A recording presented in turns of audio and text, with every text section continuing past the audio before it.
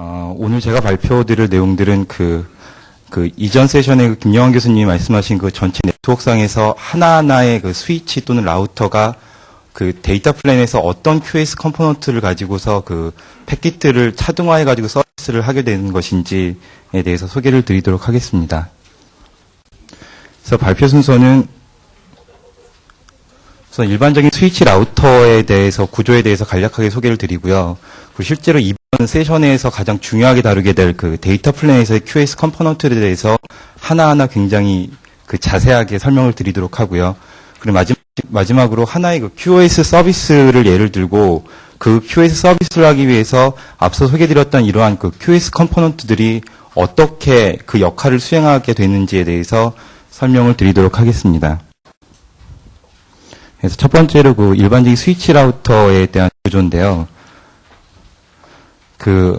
위에 그 실제적으로 보이는 그 스위치 라우터 또는 그 멀티레이어 스위치라고도 얘기할 수 있는데 그 멀티레이어 스위치라고 얘기하는 거의 정의가 제가 생각하기는 예전에는 그 장비라는 게 L2 브리징만 되는 장비 또는 IP 라우팅만 되는 장비 또는 MPLS 전용 장비 이렇게 나눌 수가 있었는데 현재는 이것들이 이렇게 컨비네이션이 돼가지고 하나의 장비가 L2 브리징, IP 라우팅, MPLS 처리까지 다 가능한 그러니까 결국은 이더넷부터 IP 레이어까지 그 멀티 레이어를 처리할 수 있다는 개념으로 해서 제가 이 멀티 레이어 스위치 또는 스위치 라우터를 같은 의미상으로 말씀을 드릴 것이고요. 그래서 일반적인 이 스위치 라우터라는 거는 크게 그 교과서적인 얘기로 컨트롤 플랜과 데이터 플랜과 매니지먼트 플랜으로 나뉠 것이고 뭐 여기에 대해서는 잘 아실 거라고 생각을 합니다. 그리고 실질적으로 이 세 개의 플랜이 그 장비로 구현이 될 때는 컨트롤 플랜과 매니지먼트 플랜의 일부 기능이 그 우리가 흔히 얘기하는 CPU라고 얘기하는 그 컨트롤 포인트로 올라가게 되고요. 그리고 실제로 데이터 처리를 담당하는 데이터 플랜과 그리고 스태티스틱 게더링을 하기 위한 매니지먼트 플랜의 일부 기능이 네트워크 디바이스로 들어가는 구조가 됩니다. 이것은 컨트롤 포인트, 그러니까 일반적인 CPU에 올라가는 그 블록들에 대해서 보인 건데요. 그 일반적으로 그 컨트롤 플랜에 해당하는 그 L3 프로토콜이나 L2 프로토콜 그리고 MPLS 프로토콜들이 CPU에 올라가고요. 그리고 매니지먼트를 위해서 SNMP나 CLI 같은 것들이 CPU에 올라가게 됩니다. 그리고 다음은 이 데이터 플랜 쪽인데요. 그러니까 데이터 플랜 같은 경우는 그 패킷이 요즘 장비들은 그 패킷이 이 장비로 유입이 되면은 주로 CPU, 그러니까 컨트롤 포인트에 관여 없이 와이어 스피드로 그 패킷을 처리를 할 수가 있어야 되고요. 그래서 이 데이터 플랜에 해당하는 것들은 다 그 전용 ASIC 또는 네트워크 프로세서가 얘기하는 그런 전용 칩을 가지고서 패킷을 처리를 하게 되는데요. 그러니까 패킷이 하나가 들어오면은 크게 이 네 가지 과정을 거쳐서 패킷이 나가게 됩니다. 그래서 처음에 패킷이 유입이 되면은 어드레스 룩업 블럭이라는 곳에서는 그러니까 들어온 패킷에 대해서 데스티네이션 맥 어드레스를 보고 L2 브리치하거나 아니면은 데스티네이션 IP 어드레스를 보고서 IP 라우팅을 또는 어드레스 레이블을 보고서 레이블 스와핑을 하면서 패킷을 포워딩하는 결국은 어드레스 룩업에서 해주는 거는 들어온 패킷이 어느 포트로 출력이 되어야 하는 것인지를 결정하는 그런 기능을 담당하게 되고요. 그리고 클래시파이어랑 이 트래픽 매니저라는 게 결국은 이번 세션에서 제가 설명드릴 그 QoS 블록에 해당이 되는데요. 그러니까 클래시파이어는 결국은 패킷이 들어왔을 때 이 패킷에 있는 필드들을 검사를 해가지고 QoS 등급을 어떻게 줄 것이냐를 결정을 하는 게 이 클래시파이어가 되고요. 그리고 패킷 에디터라는 거는 들어온 패킷이 장비에서 나갈 때 그 패킷이 전혀 변형 없이 나갈 수 있는 경우도 있지만 예를 들어서 L2 브리징을 하게 됐을 때는 그런 경우가 있지만 그렇지 않고 이렇게 패킷에 대해서 변화를 할 수밖에 없는 예를 들어서 IP 라우팅을 하게 되면은 소스 맥이랑 데스티네이션 맥이 라우터의 홉간의 맥으로 바뀌잖아요. 그래서 그런 식으로 패킷에 대한 수정을 해야 되는 블럭이 있고요. 그리고 마지막으로 이 트래픽 매니저라는 거는 클래시피케이션을 통해서 얻어진 그 QoS 등급을 가지고서 실제로 QoS 액션을 취해 주는 부분이 이 트래픽 매니저가 되겠습니다. 그래서 본 세미나에서는 이 클래시피케이션과 이 트래픽 매니저에 대해서 제가 설명을 드리도록 하겠습니다. 그래서 앞서 보여드렸던 거에서 어드레스 룩업이랑 그 패킷 에디터라는 걸 빼고서 클래시파이어랑 이 트래픽 매니저만을 다시 그린 거고요.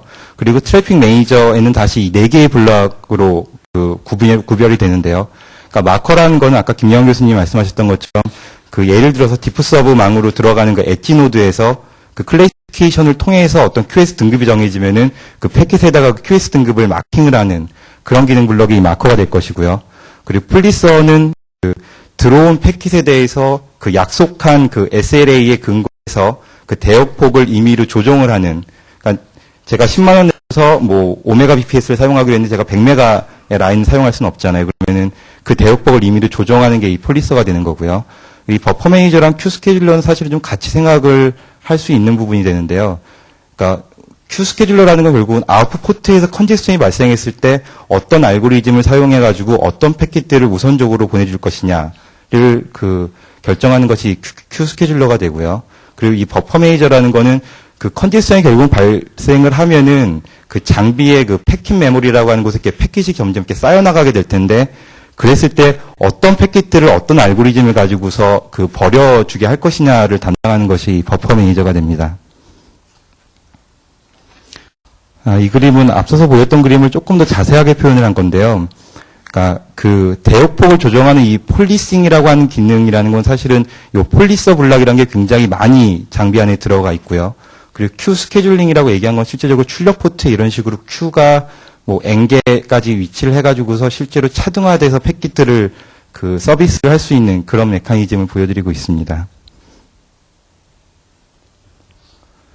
예, 그래서 이 QS 블럭이라고 얘기하는 거가 그러니까 앞서 보여드렸던 그 인트 서브 그림으로 우선 보시면 될 것 같은데, 그러니까 엔드 투 엔드로 그 플루 베이스로 QS를 개런티를 하기 위해서는 앞서서 보여드렸던 이 블럭들이 그대로 요구가 되고요. 근데 L2망이라고 얘기를 하면 802.1p 필드를 보고서 QS를 할 것이고요. L3망이면 디프 서브, 그리고 MPLS면 ELSP나 LLSP, 그러니까 ELSP라면은 MPLS의 EXP 필드를 보고서 하는 게 될 거고요. 그리고 LLSP라면은 MPLS의 레이블 보고서 QS 등급을 정할 텐데, 어쨌거나 정해져 있는 그 제한된 그 클래스 안에서 서비스를 하는 이 네트워크에서는 실제로 이 서비스가 되는 이 코어망으로 유입이 되는 이 엣지단에서는 실제로 앞서 보여드렸던 그 클래시피케이션과 그리고 패킷 마커, 폴리서, 버퍼 매니저 그리고 큐가 그대로 사용이 되는데, 이 코어망에서는 사실은 여기서는 그 폴리싱이라고 얘기한 대역법을 조절할 이유는 없죠. 왜 그러냐면은 트래픽 자체가 이 엣지단에서 유입이 될 때 이미 이 폴리서에 의해서 그 밴드위스를 그 리미테이션을 시켰기 때문에요. 그리고 앞서 보였던 그림이랑 다른 거는 이렇게 클래스 베이스드 네트워크에 대해서는 플로우 하나하나에 대해서 그 밴드위스를 개런티를 할 이유가 없기 때문에 이 큐가 이렇게 지금 예제에서는 제가 3개로 보여드렸는데, 뭐 작게는 2개에서 많게는 16개 정도의 큐만 존재를 하면 되는 그런 구성입니다. 네, 이제 첫 번째 설명을 드려야 되는 부분이 클래시파이어고요. 결국은 제가 지금 말씀드린 부분의 이 대부분이 이 클래시파이어부터 이 버퍼 매니저까지가 약 한 8, 90장 정도의 페이지를 차지하니까 오늘 이 자리에서 지금 제 그 설명을 들으시는 분들께서 다 이해를 하셨으면 하는 그런 부분들이 되겠습니다. 그래서 클래시파이어의 먼저 정의를 보면은, 그러니까 수신된 패킷의 헤더 정보를 참조를 해가지고, 이 헤더 정보라는 건 굉장히 많게 되겠죠. 그 헤더 정보를 참조해서 그 패킷에 대해서 QS 등급을 할당을 하고요. 그리고 그렇게 그 할당된 그 QS 등급을 트래픽 매니저한테 전달을 하는 그런 기능을 클래시파이어가 그 수행을 하게 되는데요. 그럼 여기서 그 수신된 패킷의 헤더 정보라는 게 뭔지를 지금 보여드리고 있는 게 이 챕터인데, 레이어 1부터 레이어 4까지 굉장히 많은 필드들을 참조를 해야지만 패킷에 대해서 등급을 알 수가 있습니다. 그리고 특히 여기서 레이어 2 이더넷 헤더에 그 VLAN 태깅이 되어 있을 때 존재하는 3비트짜리 802.1p 빌드나 아니면 MPLS 헤더에 있는 그 EXP 필드, 그리고 IP 헤더에 있는 이 TOS 8비트는 패킷에서 실제로 QS 등급을 그 상징하는 그런 필드가 되겠죠. 그래서 첫 번째로 레이어 1의 정보를 보여드리는 건데요. 그러니까 레이어 1에서 필요한 정보는 인풋 포트랑 아웃풋 포트가 되는데, 그러니까 이 장비로 이렇게 패킷이 하나 유입이 돼가지고서 이렇게 나간다고 쳤을 때, 이 패킷이 유입되는 포트 넘버를 인풋 포트 넘버 또는 인그레스 포트 넘버라고 하고요. 그리고 패킷이 출력되는 그 포트 넘버를 아웃풋 포트나 이그레스 포트 넘버라고 합니다. 그래서 예를 들어서 장비가 바로 그 사용자 커스터머한테 물려있는 장비라고 얘기를 하면은 패킷이 유입되는 이 포트 번호를 가지고서 어떤 커스터머가 보낸 패킷인지를 인식을 할 수 있을 거고요. 또 패킷이 나가는 이 포트 넘버를 보고서 이 패킷은 어떤 커스터머가 받는 패킷이다라는 거를 인식할 수 있겠죠. 네, 다음은 레이어 2 패킷 포맷인데요.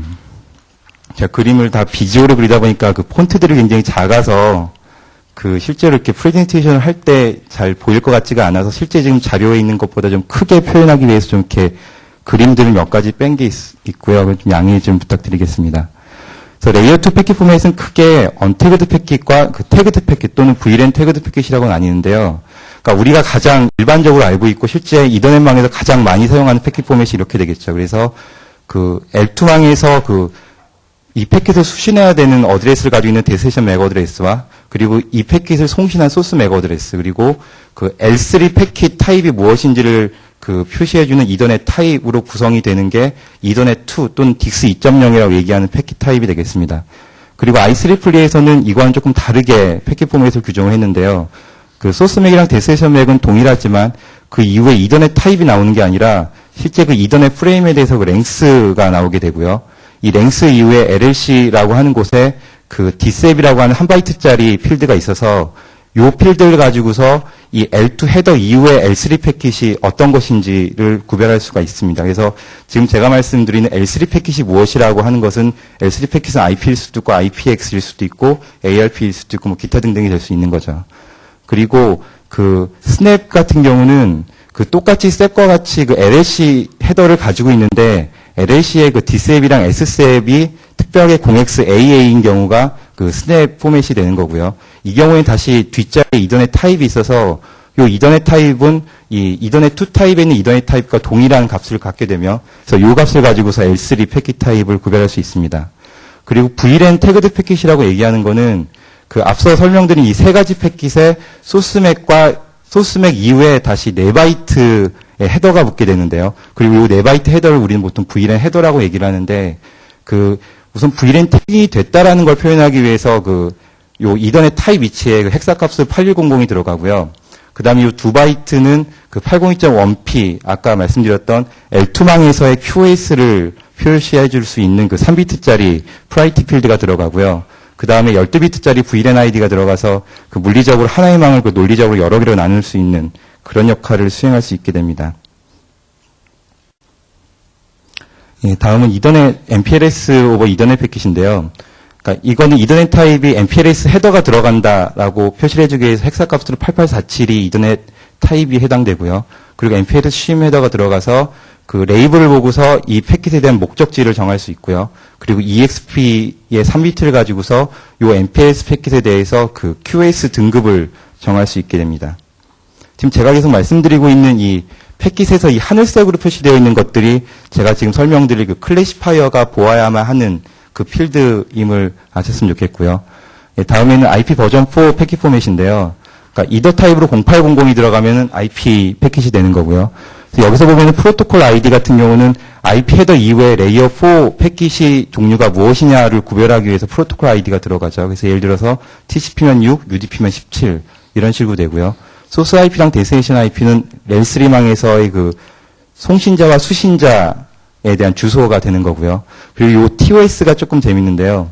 그러니까 IP 헤더에 8비트짜리 TOS가 들어가고요. 이 TOS는 RFC 1349에서는 지금 이 그림과 같이 구별을 하고 있거든요. 그러니까 상위 3비트를 IP 프레시던스라고 얘기하고 하위 4비트를 TOS라고 얘기를 합니다. 그리고 디프서브 공간에서는 상위 6비트를 디프서브 코드 포인트라고 하고 그리고 이 디프서브 코드 포인트 중에 상위 3비트를 클래스 셀렉터라고 해서 기존에 그 규정을 했던 이 RFC 1349에 있는 이 IP 프레시던스와 이 호환성을 둘 수 있도록 이런 구조를 가졌고요.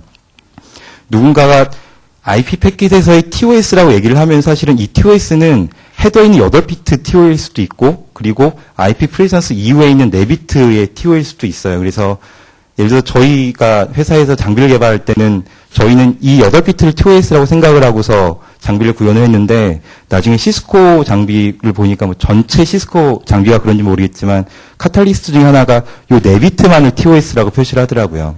또 어쨌거나 제가 지금 발표드릴 때는 특별히 언급을 안 드리면 그냥 이 8비트 TOS라고 생각을 하시면 될 것 같습니다. 예, 다음은 레이어 4의 그 TCP와 UDP 패킷 포맷인데요. UDP일 경우에는 이 IP 헤더에 있는 프로토콜 ID가 17이고 TCP일 경우에는 IP 헤더에 있는 프로토콜 ID가 6이 되겠고요.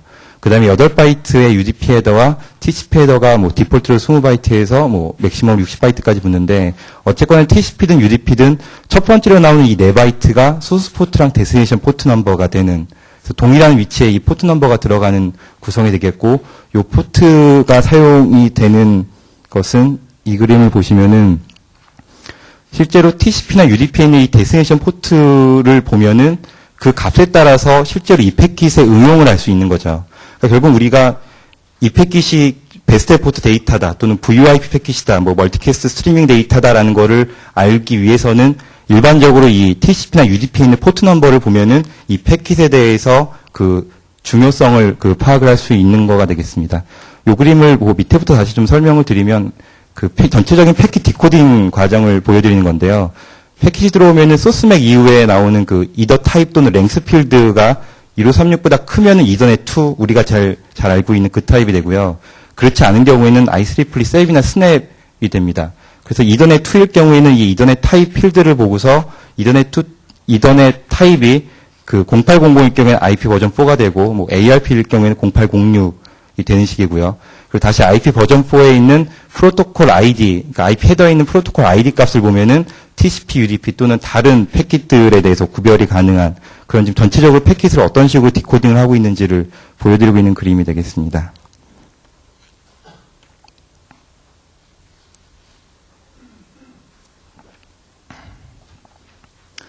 네, 지금까지 그 실제 클래시피케이션을 하기 위해서 필요한 그 실제 패킷의 그 각 헤더들에 대해서 제가 설명을 드렸고요. 이제는 그 패킷들의 그 각 필드들을 가지고서 클래시피케이션을 하는 그 절차에 대해서 설명을 드릴 텐데요. 우선 이 클래시피케이션은 멀티필드 클래시피케이션과 BAB 어그리게이트 클래시피케이션으로 나뉘고요. 그래서 멀티필드 클래시피케이션이라는 건 결국은 지금 예제처럼 본사에서 지사로 어떤 트래픽을 엔드-투-엔드로 그 개런티를 해주고 싶다라고 얘기를 했을 때 결국은 이 엔드-투-엔드 그 풀로 베이스로 그 개런티를 해야 되는 망에 있는 각 홉들은 결국은 그 개런티해야 되는 플로우 자체를 다 인식을 해야 되기 때문에 각 홉이 그 멀티필드 클래시피케이션을 해줘야 하는 거죠. 여기서 말씀드린 멀티필드 클래시피케이션이라는 거는 앞서 보여드렸던 레이어 1부터 레이어 4에 있는 모든 필드들을 함께 보아야 하는, 물론 전체를 항상 다 봐야 되는 건 아니지만 그 중에 몇 가지 필드를 동시에 같이 봐야지만 가능한 것들을 멀티필드 클래시피케이션이라고 얘기를 하죠. 대신 그런데 그 비헤비어 클래시피케이션 같은 경우는 좀 멀티필드 클래시피케이션이 다른 경우인데요. 그러니까 이 경우처럼 이 망이 L2 802.1p 또는 IP 디프 서브나 MPLS ELSP 네트워크라고 생각을 하면은 이 안에 있는 코어 노드들은 실제로 패킷을 그 다시 멀티필드 클래시피케이션을 할 이유가 없고 이미 요 엣지 노드에서 멀티필드 클래시피케이션을 통해서 패킷의 어떤 QS 등급을 마킹을 하고 나면은 그 마킹된 그 필드만 보고서 그 패킷의 그 중요도를 따질 수 있기 때문에 이런 식의 그 클래스 베이스 네트워크에서의 코어 노드에서는 그 BAB 어그리게이트 클래시파이어만이 요구가 되고요. 실제로 이 BA 클래시파이어라는 이 BA란 단어가 그 디프 서브 권고 안에 나오는 그런 말인데 사실은 지금 저희가 생각하는, 그러니까 데이터 플레이에서 생각하는 거는 이 장비가 꼭 디프 서브망에 놓이는 QS 장비라고는 그 단원 지을 수가 없기 때문에 레이어 2 802.1p 그리고 레이어 3의 디프 서브 또는 MPLS에서 ELSP 이 전체를 그냥 지금 제가 BA라고 표현을 한 거고 실제로 표준상의 이 802.1p부터 MPLS까지를 전체를 BA 클래시파이어라고 얘기를 하고 있지는 않습니다. 예, 이게 지금 멀티필드 클래시피케이션을 하기 위해서 실제로 장비에 구성되어 있는 테이블에 대한 좀 논리적인 그림인데요. 그러니까 실제로 레이어 1에 있는 인풋 포트, 아웃풋 포트 넘버부터 레이어 4 TCP UDP에 있는 이 포트 넘버까지의 그 모든 필드들을 다 이 멀티필드 클래시피케이션 테이블에 가지고 있어야 되고요. 그래서 패킷 하나가 이 테이블로 유입이 되면은 그 패킷에 그 지금 여기에 있는 이 필드들을 쭉 추출을 해가지고서 그 필드들을 키로 해가지고 이 테이블을 인덱스를 하고 거기서 매치되는 엔트리에서 그 실제로 QS 프로파일이라는 것을 얻어와서 그걸로 QS 액션을 취해주는 그런 구조가 되고요. 이 QS 프로파일이라고 얘기하는 거는 그 뒤에서 설명을 드리게 될 마커, 폴리서, 그리고 스케줄러, 버퍼 매니저의 각 블럭들이 필요로 하는 그 정보들을 이 QS 프로파일이 가지고 있습니다. 그래서 이건 하나의 예제인데요. 그러니까 본사의 1.1.0 네트워크에서 지사의 20.1.1.0으로 그리고 그 웹 패킷을 이렇게 보낸다라고 생각을 하고 그리고 여기 엣지 노드에서 지금 다음과 같이 그 클래시피케이션 테이블, 멀티필드 클래시피케이션 테이블이 있다고 했을 때 HTTP 패킷이라는 게 어차피 IP에 TCP에 HTTP가 들어가는 그런 식이니까 이더넷 타입은 IP를 얘기하는 0800 그리고 소스 IP와 데스티네이션 IP가 여기 본사와 지사의 그 IP 그리고 프로토콜 아이디는 TCP를 얘기하는 6번, 그리고 데스티네이션 포트 넘버는 HTTP를 표현하는 80번. 요 룰 4에 매치돼서 여기서 QoS 프로파일을 얻어올 수 있는 그런 구조가 되고요. 이 클래시피케이션이라고 얘기하는 게 사실은 장비를 구현할 때 굉장히 좀 까다로운 부분이 있는데 이게 단순히 다른 어드레스 룩업을 할 때 IP, 롱기스트 프리피스 매치를 하거나 아니면 데스티네이션 맥 어드레스를 가지고서 픽스드 매치를 하는 단순한 그런 그 방식으로만 룰 매치를 시키질 않고 지금 여기 별표로 제가 표시를 한 게 이 와일드카드인데 이 와일드카드의 의미는 이 필드는 어떤 값이든 나는 상관하지 않겠다라고 얘기하는 그런 와일드카드에 대한 그 지원도 해야 되고요. 그리고 소스 IP면은 1.1.1.1, 1.1.1.2 이런 식으로 하나하나의 값을 주지 않고 이런 식으로 서브넷 마스크의 개념으로 실제로 값을 줄 수도 있고요. 그리고 또는 뭐 TOS나 뭐 포트 넘버를 이런 식으로 레인지를 줄 수도 있는 이런 식으로 클래시피케이션 테이블을 구성을 해야지 실제로 어떤 패킷에 대해서 플로우를 디파인을 할 때 훨씬 더 유연성 있게 되겠죠. 그래서 예를 들어서 지금 이 그림으로만 봐도 만약에 이런 마스크나 레인지가 지원을 하지 않는다면은 본사에서 보내는 패킷을 구별하려면은 IP를 1.1.1.1부터 1.1.1.254까지 굉장히 많은 룰이 이 클래시피케이션 테이블에 들어가야 되는데 이런 식으로 밸류 마스크나 아니면 레인지를 지원하면은 그럴 필요가 없게 되겠죠. 예, 다음은 BA 클래시피케이션 테이블인데요. 앞서 설명드렸던 것처럼 891.1P는 이전에 헤더에 있는 그 3비트를 가지고만 단순히 인덱스를 해가지고 QoS 프로파일을 얻어오면 되고요. 그리고 IP면은 TOS 값 8비트, 그리고 MPS ELSP면은 3비트니까 8개의 엔트리만 존재하면 되는 거고, LLSP 같은 경우는 MPS 레이블 자체가 20비트 꽤 크기 때문에 여기는 꽤 많은 엔트리가 들어가야 되는. 그래서 결국 이건 굉장히 그 클래시피케이션을 하는 절차 자체가 굉장히 단순화된 구조죠. 그래서 들어온 패킷에 정해진 필드 하나만을 딱 보고서 이 테이블 인덱스 해가지고 QoS 프로파일을 바로 가지고 올 수 있는 그런 구조가 되고요. 실제로 여기서 QoS 프로파일이라고 얘기하는 건 앞서 보였던 것과 유사한 정보인데 사실은 폴리싱 정도만 일반적으로 지원을 하지 않는 경향이 있는데 이것은 어차피 이 BA 클래시피케이션이라고 얘기하는 게 그 클래스 베이스 네트워크에서 코어에서만 요구가 되는 기능이고요. 그렇게 봤을 때 실제로 트래픽은 가입자를 구별해서 마킹을 하고 그리고 레인 리미팅을 폴리싱까지 하는 게 엣지 노드에서 이미 일어나기 때문에 특별히 코어 노드에 있는 이 BA 클래시피케이션을 지원하는 장비가 또다시 대역폭 제한을 할 이유가 없기 때문에 일반적으로 폴리싱은 지원을 하지 않는 경향이 있습니다. 예, 이거는 BA 클래시피케이션의 예제인데요. 패킷이 유입이, MPLS 패킷이 유입이 됐고 이 MPLS 패킷에 EXP가 5로 들어갔다고 하면은 요 장비에서는 이 MPLS의 EXP 필드 5 값만 보고서 그 값으로 인덱스를 해가지고 실제로 QoS 프로파일만 얻어오면 되는 그런 식으로 굉장히 단순한 식으로 서치가 가능하겠죠.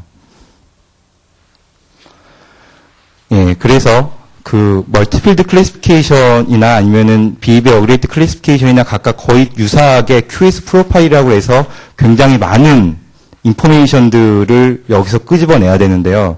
이 각각의 인포메이션은 앞서 설명드렸던 것처럼 마커, 폴리서, 버퍼 매니저, 큐 스케줄러에 그 요구되는 정보들이 되고요. 요 하나하나의 그 필드에 대해서는 뒤에서 자세하게 설명을 드리도록 하겠습니다. 예, 그래서 이 클래시피케이션이라고 하는 걸 가지고서 도대체 패킷을 뭘 구별할 수 있는지에 대해서 캐테고리를 나눈 건데요. 가장 단순하게는 누가 보내는 패킷이냐에 따라서 그 인풋 포트나 아니면 L2망이면 소스 맥, 그리고 L3망이면 소스 IP를 가지고만 그 패킷을 누가 보내는지를 판단할 수가 있고요. 가장 복잡하게는 누가 누구에게 어떤 응용을 보내느냐를 구별해야 되고 이때는 소스 정보뿐만이 아니라 데스티네이션 정보도 필요하고 그리고 응용을 분류하기 위해서 TCP나 UDP의 포트 넘버까지 요구가 되는 그런 식으로 클래시피케이션, 멀티필드 클래시피케이션이 가능하고요. BA 클래시피케이션은 앞서 설명드렸던 것처럼 단순히 그 이미 그 QoS 등급이 패킷에 마킹되어 있는 그 필드만 보면 되기 때문에 뭐 요 정도의 그 필드들만 지원을 하면 됩니다.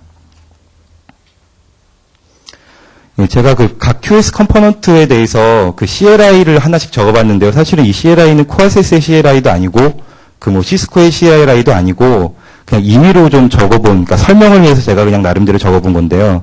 그러니까 클래시피케이션을 그 한다는 것 자체가 어떤 패킷에 대해서 그 QoS 등급을 할당하기 위해서 구별을 하기 위한 그런 것이고요.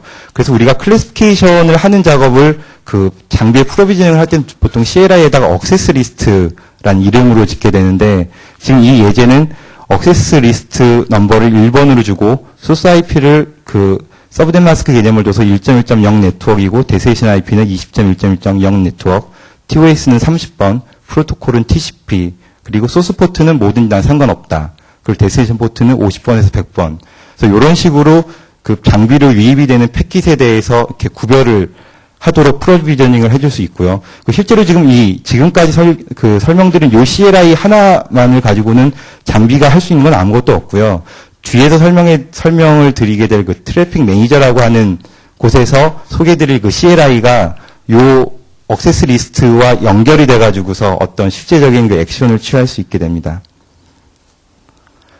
예, 다음은 마커에 대한 설명을 드리도록 하겠습니다. 그러니까 802.1p의 클래스 베이스 네트워크라고 얘기를 하면은, 그러니까 실제로 커스터머가 보내는 패킷 자체가 802.1p 값을 마킹이 돼서 올 수도 있지만 사실은 이걸 서비스 프로바이더가 꼭 이렇게 믿을 수는 없는 거고요. 결국은 서비스 프로바이더 H 쪽에서 다시 한번 마킹을 멀티플드 클래시피케이션을 통해서 마킹을 하게 될 텐데요. 802.1p 네트워크라면은 그 언태그드 패킷 또는 뭐 태그드 패킷이 들어왔을 때 요 H단에서 멀티플드 클래시피케이션을 하고 그 결과값으로 그 802.1p QS를 적어주는 그런 기능을 수행을 하게 되는 게 이 L2방에서의 마커고요. 그 L3는 마찬가지로 디프 서브 코드 포인트를 적어주는 또는 뭐 TOS일 수도 있고요. 그런 기능을 해주고요. 그 MPLS망이라면은 그 MPLS 패킷의 그 EXP 필드를 적어주는 결국은 L2에서 802.1p, L3에서는 TOS에 해당하는 곳, 그리고 MPLS망이라면은 EXP의 QS 등급을 적어주는 기능을 하는 게 이 패킷의 마커고요. 그래서 그 클래시파이어가 실제로 그 마커한테 전달하는 정보가 지금 여기와 같은데요. 그러니까 802.1p 또는 MPLS EXP, 그리고 IP 헤더에 있는 이 TOS를 그 라이팅, 그러니까 마킹을 할 거냐 말 거냐라는 정보와 그리고 마킹을 하게 되면 어떤 값으로 마킹을 할 것이냐라는 정보가 들어가고요. TOS 같은 경우는 앞서 좀 소개시켜드렸던 것처럼 좀 그 필드가 좀 복잡해서 실제로 마킹을 할 때 TOS 8비트를 다 마킹할 것이냐 아니면은 앞에 3비트 IP 프리선스만 마킹을 할 거냐 아니면은 그 상위 6비트 디프 서브 코드 포인트를 마킹할 것이냐라는 그런 인포메이션도 같이 여기에 이렇게 들어가줘야 되겠죠. 예, 그래서 마커에서의 CLI인데, 그러니까 앞서서 소개해드렸던 이 액세스 리스트와 함께 이제 이런 CLI가 쓰이는데요. 그래서 첫 번째 예제를 보면은, 그러니까 앞서서 이렇게 정의한 액세스 리스트에 매치되는 패킷에 대해서 802.1p 값을 5로 마킹을 해라. 라는 식으로 뭐 CLI가 구성이 되겠죠. 802.1p뿐만 아니라 다른 필드들도 뭐 동시에 마킹을 할 수 있게 그런 식으로 지원되는 장비가 그 좋은 장비라고 할 수 있겠죠. 예, 다음은 폴리서에 대해서 설명을 드리도록 하겠습니다.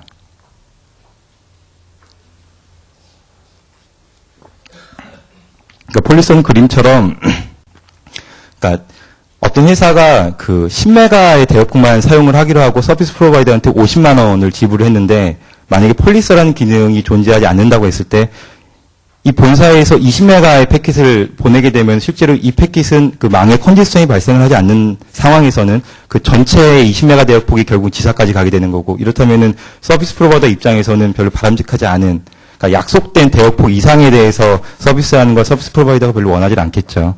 그래서 그 엣지 노드에서 실제로 유입이 되는 패킷에 대해서 이미 약속한 이 예제를 보면은 10메가를 약속을 한 거죠.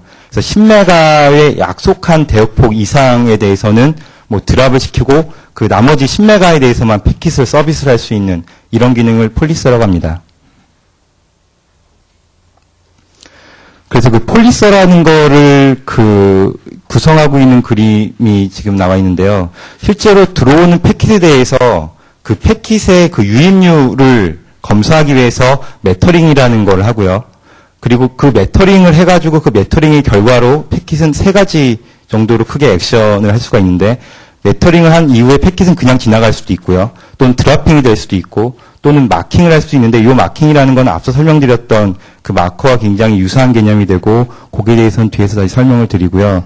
그리고 실제 디프 서브 공고안에서는 이 폴리서 자체를 트래픽 컨디셔너라고 얘기들을 합니다. 보통 장비 쪽에서 구현하는 사람들은 이걸 그냥 폴리서라고 얘기를 하는데 그 공고안 쪽에서는 이걸 트래픽 컨디셔너라고 얘기를 하고 실제로 이 폴리서라는 게 장비 하나만 있는 게 아니라 실제로 뭐 수백 개에서 수만 개 정도의 폴리서가 있어서 결국은 각각의 그 플로우별로 그 대역폭에 대해서 리미팅을 해줄 수 있는 그런 메커니즘을 제공을 합니다.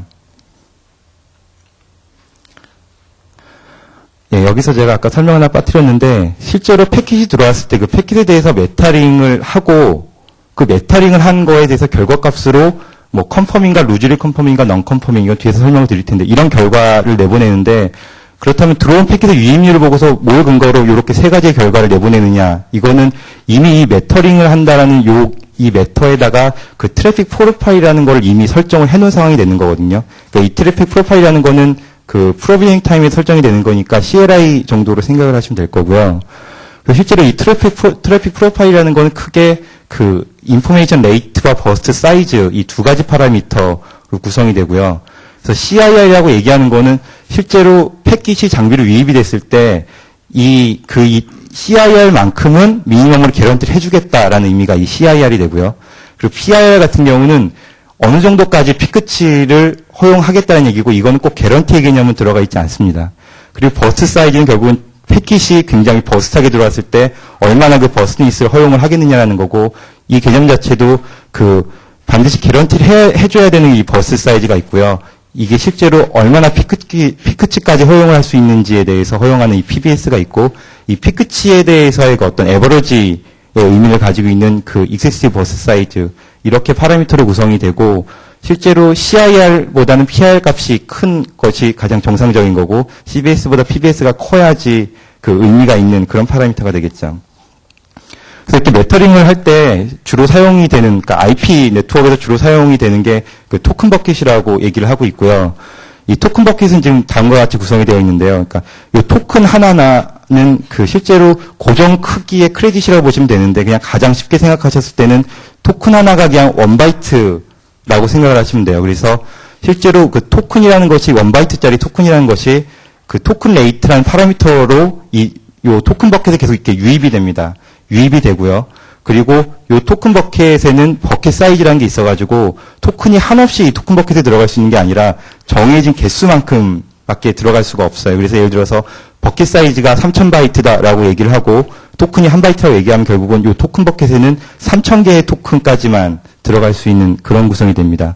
그리고 요 토큰 버킷으로 패킷이 지나가게 됐을 때 실제로 요 패킷의 사이즈만큼이 요 토큰이 이렇게 빠져나가는 그런 모습이 돼서 실제로 밑에선 토큰이 정해진 토큰 레이트로 계속 유입이 되고 패킷들이 이렇게 지나다닐 때마다 그런 현상이 발생을 해서요.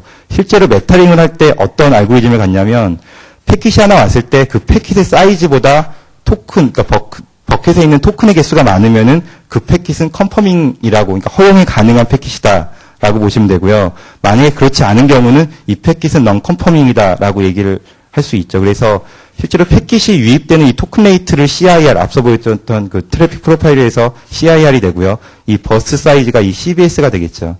그래서 이 토큰 레이트, 입력되는 토큰 레이트 CIR보다 패킷들이 더 빨리 오게 되면 결국은 이 버켓에는 토큰이 하나도 존재하지 않게 되고, 그랬을 때는 이 논 컨퍼밍이 되는 그런 알고리즘입니다.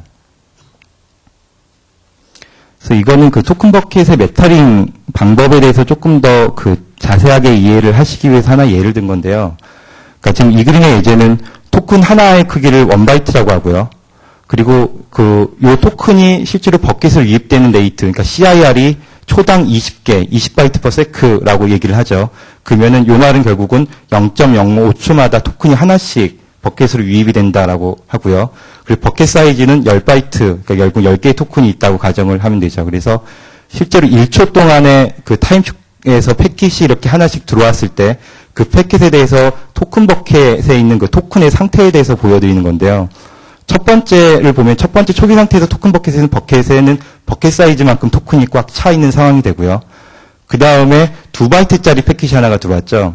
그럼 10개의 토큰에서 2개가 빠진 8개가 되고요. 그러면서 아까 말씀드렸던 것처럼 0.05초마다 토큰이 하나씩 느니까 8개에서 다시 하나가 늘어서 토탈 9개가 되겠죠.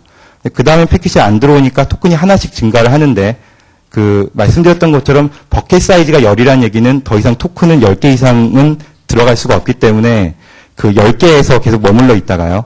그러다가 4바이트짜리 패킷이 하나가 들어오면은 10개에서 4개의 토큰이 줄어들고, 그 다음에 토큰 하나가 다시 늘어서 7개가 되고요. 그 다음에 다시 5바이트짜리 패킷이 들어오면은 토큰은 다시 2개로 줄었다가 다시 토큰 하나가 늘어서 토탈 3개가 되는데, 요 시점에서 패키지 5바이트짜리가 하나 들어오면은 토큰에는 지금 3개의 토큰밖에 없는데 5개의 토큰을 요구하는 패키지 들어오면은 요 패키지 바로 그 non-conforming 패키지 되는 거죠. 그래서 지금 이 전체적으로 그림을 봤을 때 초록색으로 되어 있는 게 컨퍼밍 패키지 되고 붉은색으로 표시되어 있는 게 non-conforming 패키지 됩니다. 그 지금까지 말씀드렸던 게 그 싱글 토큰 버켓에 대해서 말씀을 드린 건데요. 결국은 그러니까 토큰이 유입되는 CIR과 전체 버켓에 대한 사이즈, CBS 두 개의 파라미터를 가지고서 입력되는 패킷에 대해서 컨퍼밍 패킷과 non 컨퍼밍 패킷을 이렇게 구별을 할 수 있는 건데 이렇게 싱글 토큰 버켓을 사용하지 않고 듀얼 토큰 버켓을 사용을 하게 되면은 그 실제로 결과치를 하나 더 얻어낼 수 있는 그런 효과를 발휘하는데요. 그래서 실제로 컨퍼밍 그러니까 그 개런티를 해야 되는 이 CBS, CIR 파라미터 외에 피크치를 허용할 수 있는 이 PIR과 PBS의 어트리뷰트를 가지고 있는 토큰 버켓을 하나 더 사용을 하고요. 그럼 그렇게 됐을 때 이 듀얼 토큰 버켓을 가지고서 그 패킷을 메터링을 하게 되면은 첫 번째 이 PIR과 PBS로 메터링을 해서 여기에서 그 패킷 사이즈보다 버켓에 있는 토큰 개수가 적어지는 경우에는 바로 이 패킷은 그냥 non-conforming으로 빠지게 되고요. 첫 번째 버켓에서 문제가 없는 패킷에 대해서는 이 두 번째 버켓으로 들어가게 되고요. 이 두 번째 버켓에 대해서 그 이 버켓 사이즈보다 패킷 사이즈가 작은 경우에는 컨퍼밍이 되고 그렇지 않은 경우에는 루즈리 컨퍼밍이라고 결국은 이 PIR, PBS는 만족하지만 CIR, CBS를 만족하지 않는 트래픽에 대해서는 그 루즈리 컨퍼밍이라고 해서 결과적으로 이 듀얼 토큰 버켓을 사용을 하게 되면은 그 세 가지의 그 결과값을 얻어낼 수가 있고요. 제가 지금 설명드린 요 듀얼 토큰 버켓이라고 얘기하는 거는 그 디프서버 공간에 있는 그 3레이트 3컬러 마커에 대해서 설명을 드린 거고 실제로 이 자리에서 설명 안 드리겠지만 요거 외에 그 싱글레이 3컬러 마커라는 알고리즘도 존재합니다. 그래서 지금까지 그 토큰 버켓을 이용한 그 메터링 알고리즘에 대해서 설명을 드렸고요. 이제는 그 메터링을 한 그 결과값을 가지고서 실제로 네트워크 장비가 어떤 액션을 취해주는지에 대해서 그 보여드리고 있는데요. 그 메터링의 리저트가 아까 말씀드렸던 것처럼 컨퍼밍과 루즈리 컨퍼밍과 non 컨퍼밍으로 나뉘고요. 이건 다시 얘기를 할 때 컨퍼밍을 in 프로파일이라고 얘기를 하고 non 컨퍼밍은 out of 프로파일이라고 얘기를 할 수도 있습니다. 그리고 또한 이 세 가지는 디프서브 권고안에서는 컬러의 의미를 두고 있는데 그린, 옐로우, 레드 컬러로서 그 이 메터링의 결과를 표현을 하기도 합니다. 그래서 여기에 있는 그림처럼 실제로 컨퍼밍, 루즈리 컨퍼밍, non 컨퍼밍에 대해서 패킷을 그냥 그 패스를 시킬 수도 있고요. 아니면 그냥 드랍을 바로 시켜버릴 수도 있고 또는 그 QoS의 등급을 상징하는 802.1p나 MPLS, EXP 그리고 IP, TOS에다가 어떤 값을 이렇게 써줄 수 있는 그런 기능도 같이 존재를 합니다. 그리고 이거 외에도 그 WRED 그 드랍 레벨이라는 걸 조정할 수가 있는데 요거는 나중에 그 WRED 쪽 버퍼 매니저를 설명할 때 그때 다시 한번 소개를 시켜드리겠습니다. 그리고 요 세 가지에 대해서 요거 외에도 그 PT, 그러니까 자료에는 표시가 안 돼 있는데 패킷 어카운팅도 그 같이 지원을 해서 결국은 그 서비스 프로바이더와 커스터머가 SLA를 맺었을 때 실제로 얼마나 개런티 해가지고 패킷을 보냈고 얼마의 패킷이 드랍이 됐고 그런 그 스태티스틱을 요구를 하기 때문에 그 각각의 결과에 대해서 패킷 카운팅의 기능도 같이 지원을 하고 있습니다. 그리고 그 폴리싱을 하드 폴리싱이랑 소프트 폴리싱이라고 이렇게 두 가지를 분리를 해서 얘기를 하고 있는데요. 그러니까 실제로 정해진 레이트 이상이 왔을 때 무조건 드랍을 하는 거를 하드 폴리싱이라고 얘기를 하고요. 이 소프트 폴리싱이라고 얘기하는 거는 바로 드랍을 안 하고 뭐 여기서 소개시켜드렸던 어떤 필드를 마킹을 해가지고서 이 패킷을 버리지 않고 내보내주는 거를 소프트 폴리싱이라고 얘기하는데 이것도 뒤에서 그 맨 마지막에 QoS 그 서비스 예제를 할 때 말씀을 드리겠지만 그러니까 소프트 폴리싱을 하는 의미 자체는 뭐냐면, 그러니까 약속을 그 좀 지키지 않은 패킷들이 왔을 때 그거에 대해서 QoS 등급을 좀 그 마크다운 결국은 QoS 레벨을 낮춰가지고서 패킷에 마킹을 하고, 그럼 이 패킷은 나중에 컨제스션이 발생을 했을 때 컨퍼밍 패킷은 그냥 지나갈 수 있지만 이렇게 마킹이 돼서 QoS 등급이 낮아진 패킷에 대해서는 그 컨제스션 발생이 됐을 때 먼저 드랍이 될 수 있는 그런 상황을 만들 수 있도록 이런 그 마킹할 수 있는 작업 기능이 요구되고 요것들을 그 소프트 폴리싱이라고 얘기를 합니다. 예, 그래서 폴리싱에 대해서 그 클래시파이어가 이 폴리서로 주는 정보인데요. 그러니까 우선은 모든 패킷들이 다 폴리서를 거칠 이유는 없죠. 그래서 실제로 클래시파이어에서 주는 첫 번째 정보는 폴리싱을 거칠 것이냐 말 것이냐를 나타내는 필드가 하나 있고요. 그리고 만약에 거치게 된다면 N개의 폴리서 중에 어떤 폴리서를 거치게 할 것이냐. 그러니까 N개의 폴리서가 있다는 게 결국은 각각의 폴리서에 대해서 그 메타링 할 수 있는 그 값을 트래픽 프로파일을 다 따로따로 설정을 했을 것이고요.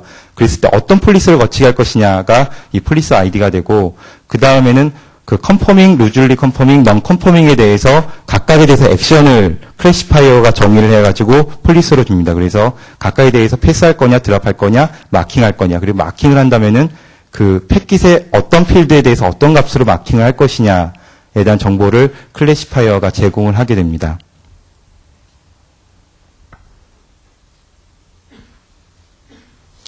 예, 다음은 그 CLI 예제인데요. 이렇게 앞서서 계속 보여드렸던 그 억세스 리스트가 되고요.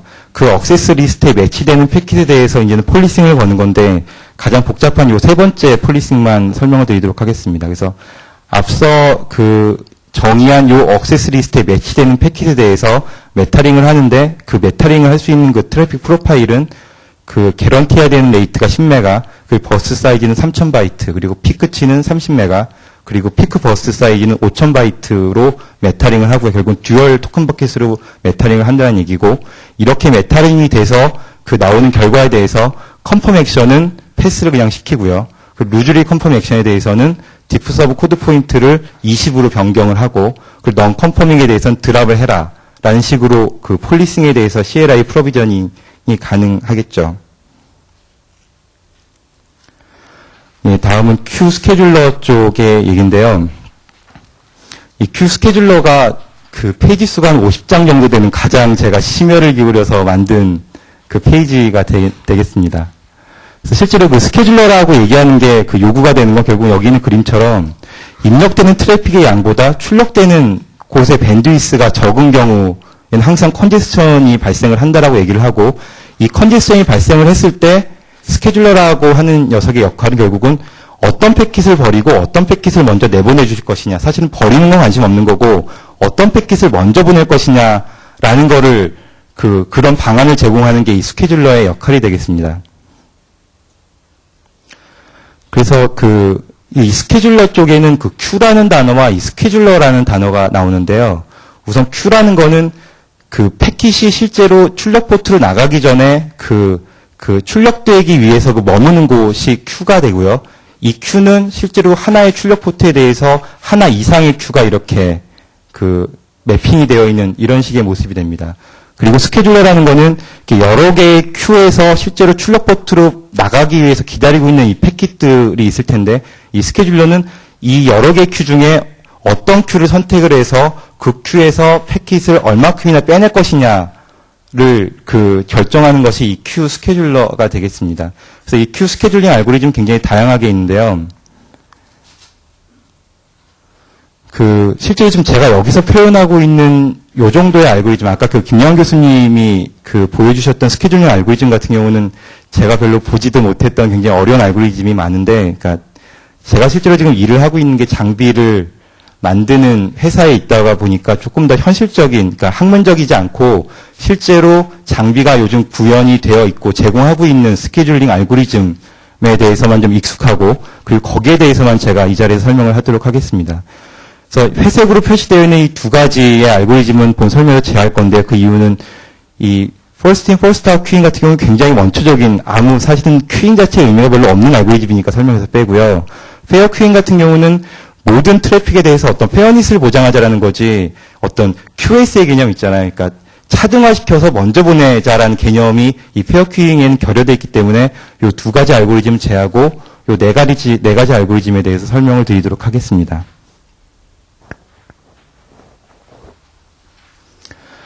예, 스트릭트 프라이어리티 큐잉인데요. 첫 번째로, 그러니까 지금 요런 식의 그림의 예제를 지금 계속 제가 보여드릴 텐데요. 그러니까 Q가 3개가 있다라고 가정을 하고요. 그리고 스트릭트 프라이어리티 큐의 개념은, 그러니까 우선순위가 높은 Q에 있는 패킷들을 무조건 먼저 보내겠다라는 개념이에요. 그래서 지금의 예제를 보면은 각 Q에 대해서 그 Q 파라미터로 우선 프라이어리티를 줘야 되고요. 그래서 지금 여기 제 예제에서는 하이, 미디움, 로우를 줬고요. 그럼 패킷들이 각 Q에 대해서 이렇게 대기하고 있을 때 가장 높은 프라이어리티를 가지고 있는 이 Q1에 있는 모든 패킷을 먼저 출력 포트로 다 뽑아낸 다음에 그래서 Q1이 비게 되면 그때 비로소 두 번째 프라이어티를 가지는 이 노란색의 패킷들을 출력을 시키고, 그리고 마지막으로 가장 낮은 프라이어티의 그 고동색의 패킷을 내보내는 이런 식의 알고리즘, 굉장히 심플한 알고리즘이죠. 그래서 이런 게 스트릭트 프라이어티 큐잉 또는 뭐 프라이어티 큐잉이라고 얘기를 하는데, 그러니까 이런 식의 알고리즘을 제공을 하면은 VYP처럼 우리가 생각하는 가장 QS를 개런티를 받고 싶어하는 패킷에 대해서는 굉장히 좋은 알고리즘이죠. 그래서 그런 패킷들에 대해서 레이턴시나 지터를 다 보장을 해줄 수 있는 알고리즘이지만 문제점이 뭐가 있냐면, 그러니까 출력 포트가 100메가라고 했을 때 가장 높은 프라이어티의 큐를 가지고 있는 이쪽으로 100메가 이상의 트래픽 유입이 되면은 결국 나머지 큐에서 대기하고 있는 패킷은 전혀 서비스가 안 되는, 결국은 스타베이션이라고 얘기하는 그런 문제점이 발생을 하기 때문에 실제로 QS를 위해서 이 전체 큐를 다 스트릭트 프라이어티 큐로 해서 서비스를 할 일은 거의 없겠죠. 그래서 그 다음 소개되고 있는 게 웨이티드 라운드 로빈인데요.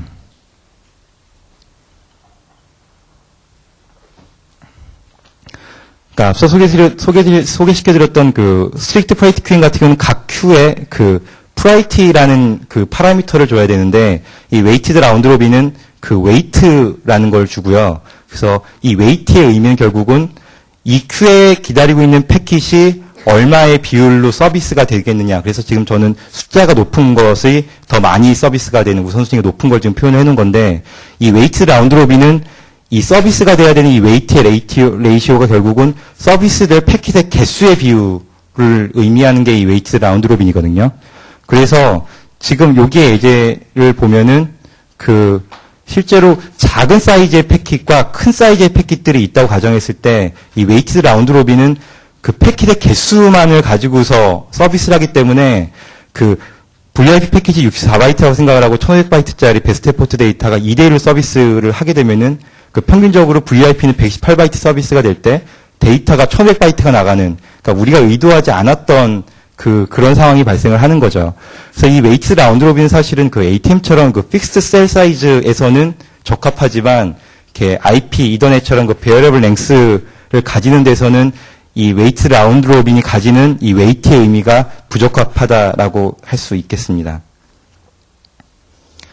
그래서 웨이티드 라운드 로빈에 대해서 뭐 두 가지 정도의 알고리즘이 있는데 그렇게 중요한 얘기는 아니지만, 이 첫 번째는 그 스케줄러가 각 그 큐를 라운드 로빈으로 한 번씩 방문을 할 때 실제로 뽑아 나가는 패킷의 개수가 요 웨이트가 됩니다. 그래서 요 그림 같은 경우는 첫 번째 Q1에서 두 개의 패킷, 100바이트와 300바이트짜리 패킷을 뽑아내고, 그 다음에 500바이트 패킷, 600바이트 패킷을 뽑아낸 다음에 다시 여기서 웨이트가 2기 때문에 두 개의 패킷, 300과 400 패킷을 뽑아내는, 그러니까 이런 식으로 라운드 로빈을 스케줄러가 각 큐를 동일하게 방문을 하지만 거기서 실제로 뽑아져 나가는 패킷의 개수가 웨이트의 의미를 갖게 되는 거고요.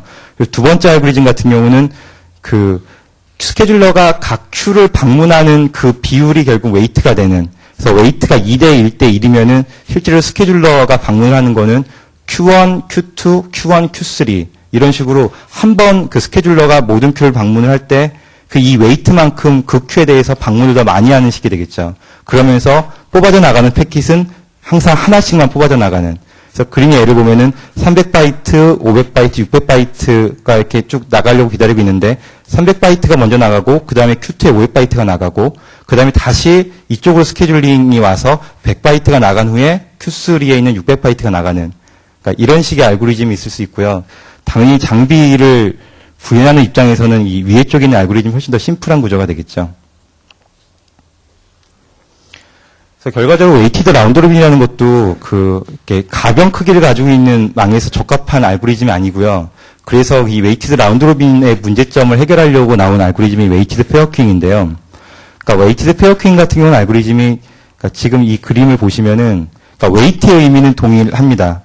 웨이트의 의미는 동일한데 실제로 이 큐에 기다리고 있는 패킷이 실제로 출력 포트로 나가기 전에 그 패킷 세그멘테이션을 해요. 그러니까 비트 단위로 패킷을 쫙 쪼갠다고 보시면 돼요.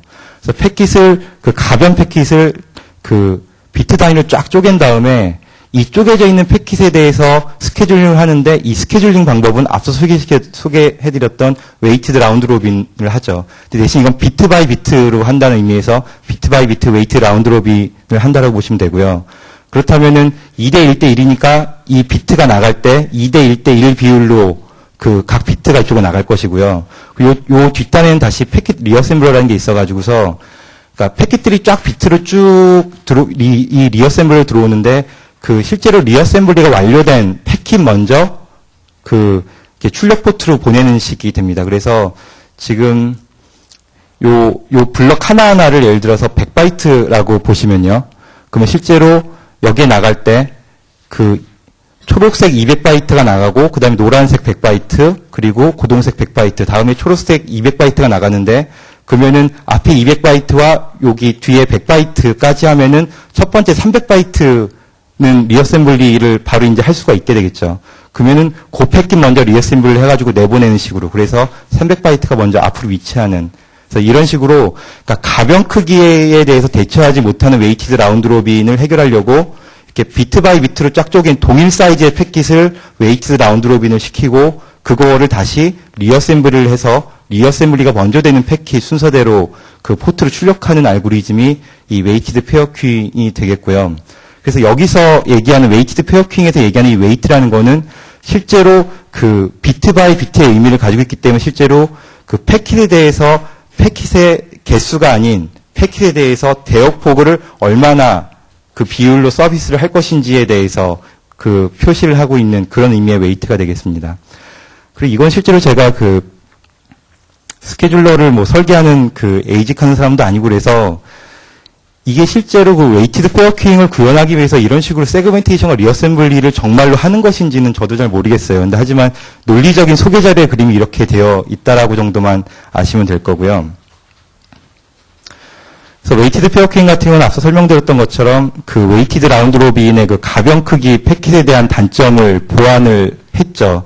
다만 그러니까 결과론적으로는 굉장히 좋은 알고리즘인데 이거의 단점이 있자면은 앞서 설명드렸던 것처럼 어떻게 사실은 구현했는지 모르겠지만 굉장히 어렵다라는 생각이 들어요. 그래서 실제로 칩 벤더 또는 장비 벤더가 이 웨이티드 페어 큐잉을 구현을 하는 것 자체가 좀 어렵다라는 거고요. 그래서 실제로 좀 시간이 된 자료긴 하지만 시스코에서 QS에 대해서만 쭉 설명을 해둔 문서를 보면은 그러니까 그때는 시스코가 어차피 90년대 초에 소프트웨어 기반의 라우터를 만들다가 지금까지 온 회사가 되고요. 그래서 이 웨이티드 페어 큐잉에 대해서는 이거는 2Mbps 이상의 대역폭에서는 웨이티드 페어 큐잉을 사용할 수 없다라는 식으로 사실은 지금은 전혀 현실 감각이 없죠. 사실은 지금은 기가포트에 대해서 이런 걸 지원하는 장비 또는 칩들이 많은데 그러니까 시스코에서는 그렇게 얘기를 처음에 했었어요. 그러니까 그 의미가 이 웨이티드 페어 큐잉이라는 것 자체가 하드웨어 에이직으로 구현을 하거나 아니면 소프트웨어로 구현하거나 그 구현 자체가 좀 많이 어렵다는 얘기가 되겠죠. 지금 예제를 보면은 2대 1대 1의 비율이니까 1500, 500. 그러니까 이 상대적인 비율 정도로만 퀀텀 값을 줄 수가 있고요. 그리고 이 퀀텀의 의미는 스케줄러가 라운드 로빈으로 각 큐를 한 번씩 방문을 할 때 데포짓 카운터라는 곳에다가 요 퀀텀의 값만큼 항상 애드를 해가지고서 데포짓 카운터를 관리를 하게 되는 구조가 됩니다. 그리고 이 데포짓 카운터라고 얘기하는 거는 스케줄러가 각 큐를 방문했을 때 실제로 최대 보낼 수 있는 패킷의 사이즈가 이 데포짓 카운터가 되고요. 그래서 만약에 스케줄러가 이 데포짓 카운터의 값이 작아서 그래서 큐에서 기다리고 있는 패킷을 서비스를 하지 못하면은 데포짓 카운터는 그대로 유지하고 있다가 다음 스케줄링 타임 때 데포짓 카운터에다가 다시 요 퀀텀 값을 더해가지고 서비스를 할 수 있는 그러니까 결국은 이 데포짓 카운터라는 값을 가지고서 가변 길이 패킷에 대해서 웨이티드 라운드 로빈이 못했던 그 부분에 대해서 처리를 할 수 있게끔 만드는 거고요. 그래서 지금 책에 보시면은 굉장히 그림들이 작게 돼 있어서 실제로 발표 자리에는 그냥 하나하나 좀 크게 제가 다시 좀 그려봤습니다. 그래서 초기 상태는 지금 이래요. 그러니까 Q의 각 큐의 웨이트가 2대 1대 1이고요. 그러면 퀀텀을 1500, 500 이렇게 해주고요. 그리고 데포짓 카운터라는 거는 초기 상태는 다 0바이트인 상황이 되고요. 그 상황에서 스케줄러가 첫 번째 Q1을 방문하게 되면은 앞서 설명드렸던 것처럼 그러니까 스케줄러가 Q를 방문하게 되면 이 데포짓 카운터라는 거는 원래 가지고 있었던 데포짓 카운터 값에다가 이 퀀텀만큼을 더하게 돼요. 그래서 원래 데포짓 카운터가 0이었으니까 거기다 퀀텀을 더한 1000바이트가 되는 거고요. 그러면 결국은 여기서 기다리고 있는 패킷에서 1000바이트 보낼 수 있다는 거죠. 그래서 다음 그림이 1000바이트 안에서 보낼 수 있는 거는 이 800바이트만큼 해당하는 3개의 패킷이 되겠죠. 3개의 패킷이 아웃풋 포트 출력이 되고 그래서 800바이트만큼이 나갔기 때문에 데포시트 카운터는 1000바이트, 원래 있던 1000바이트에서 서비스가 된 800바이트를 뺀 나머지 200바이트가 데포시트 카운터 값으로 들어가게 되고요.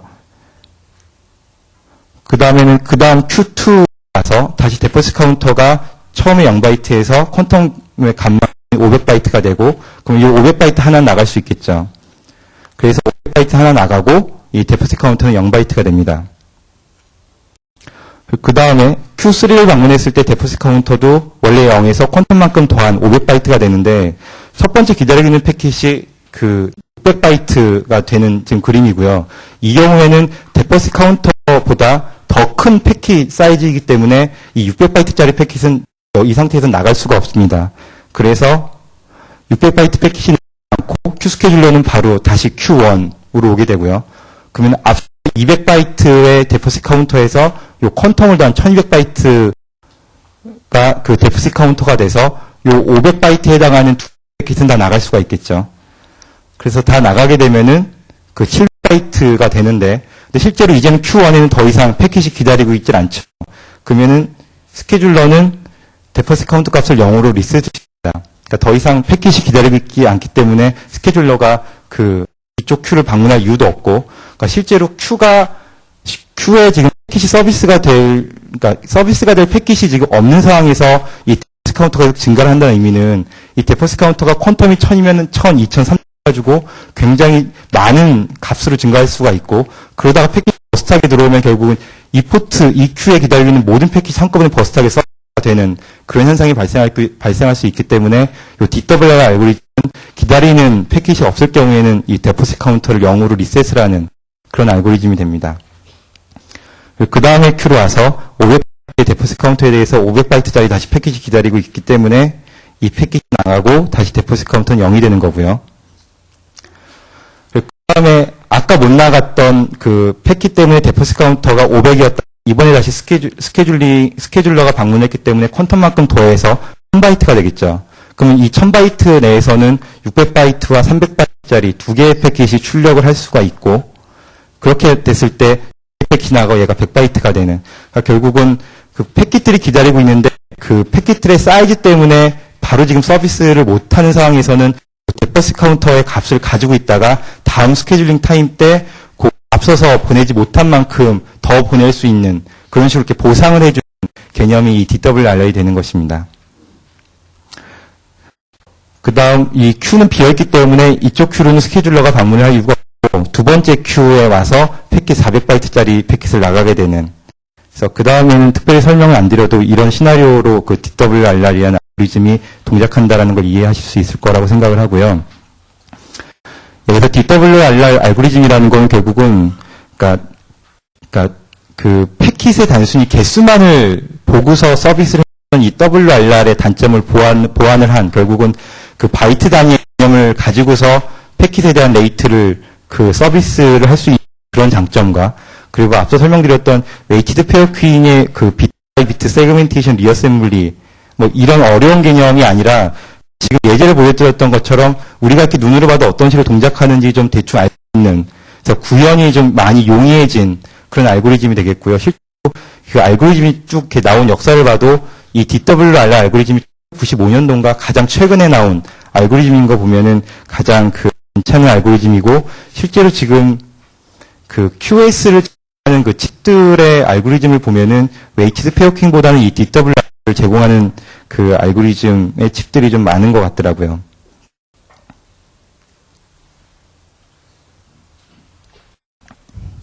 예, 지금까지 스트릭트 프라이티킹부터 DWR까지 소개를 드렸는데요.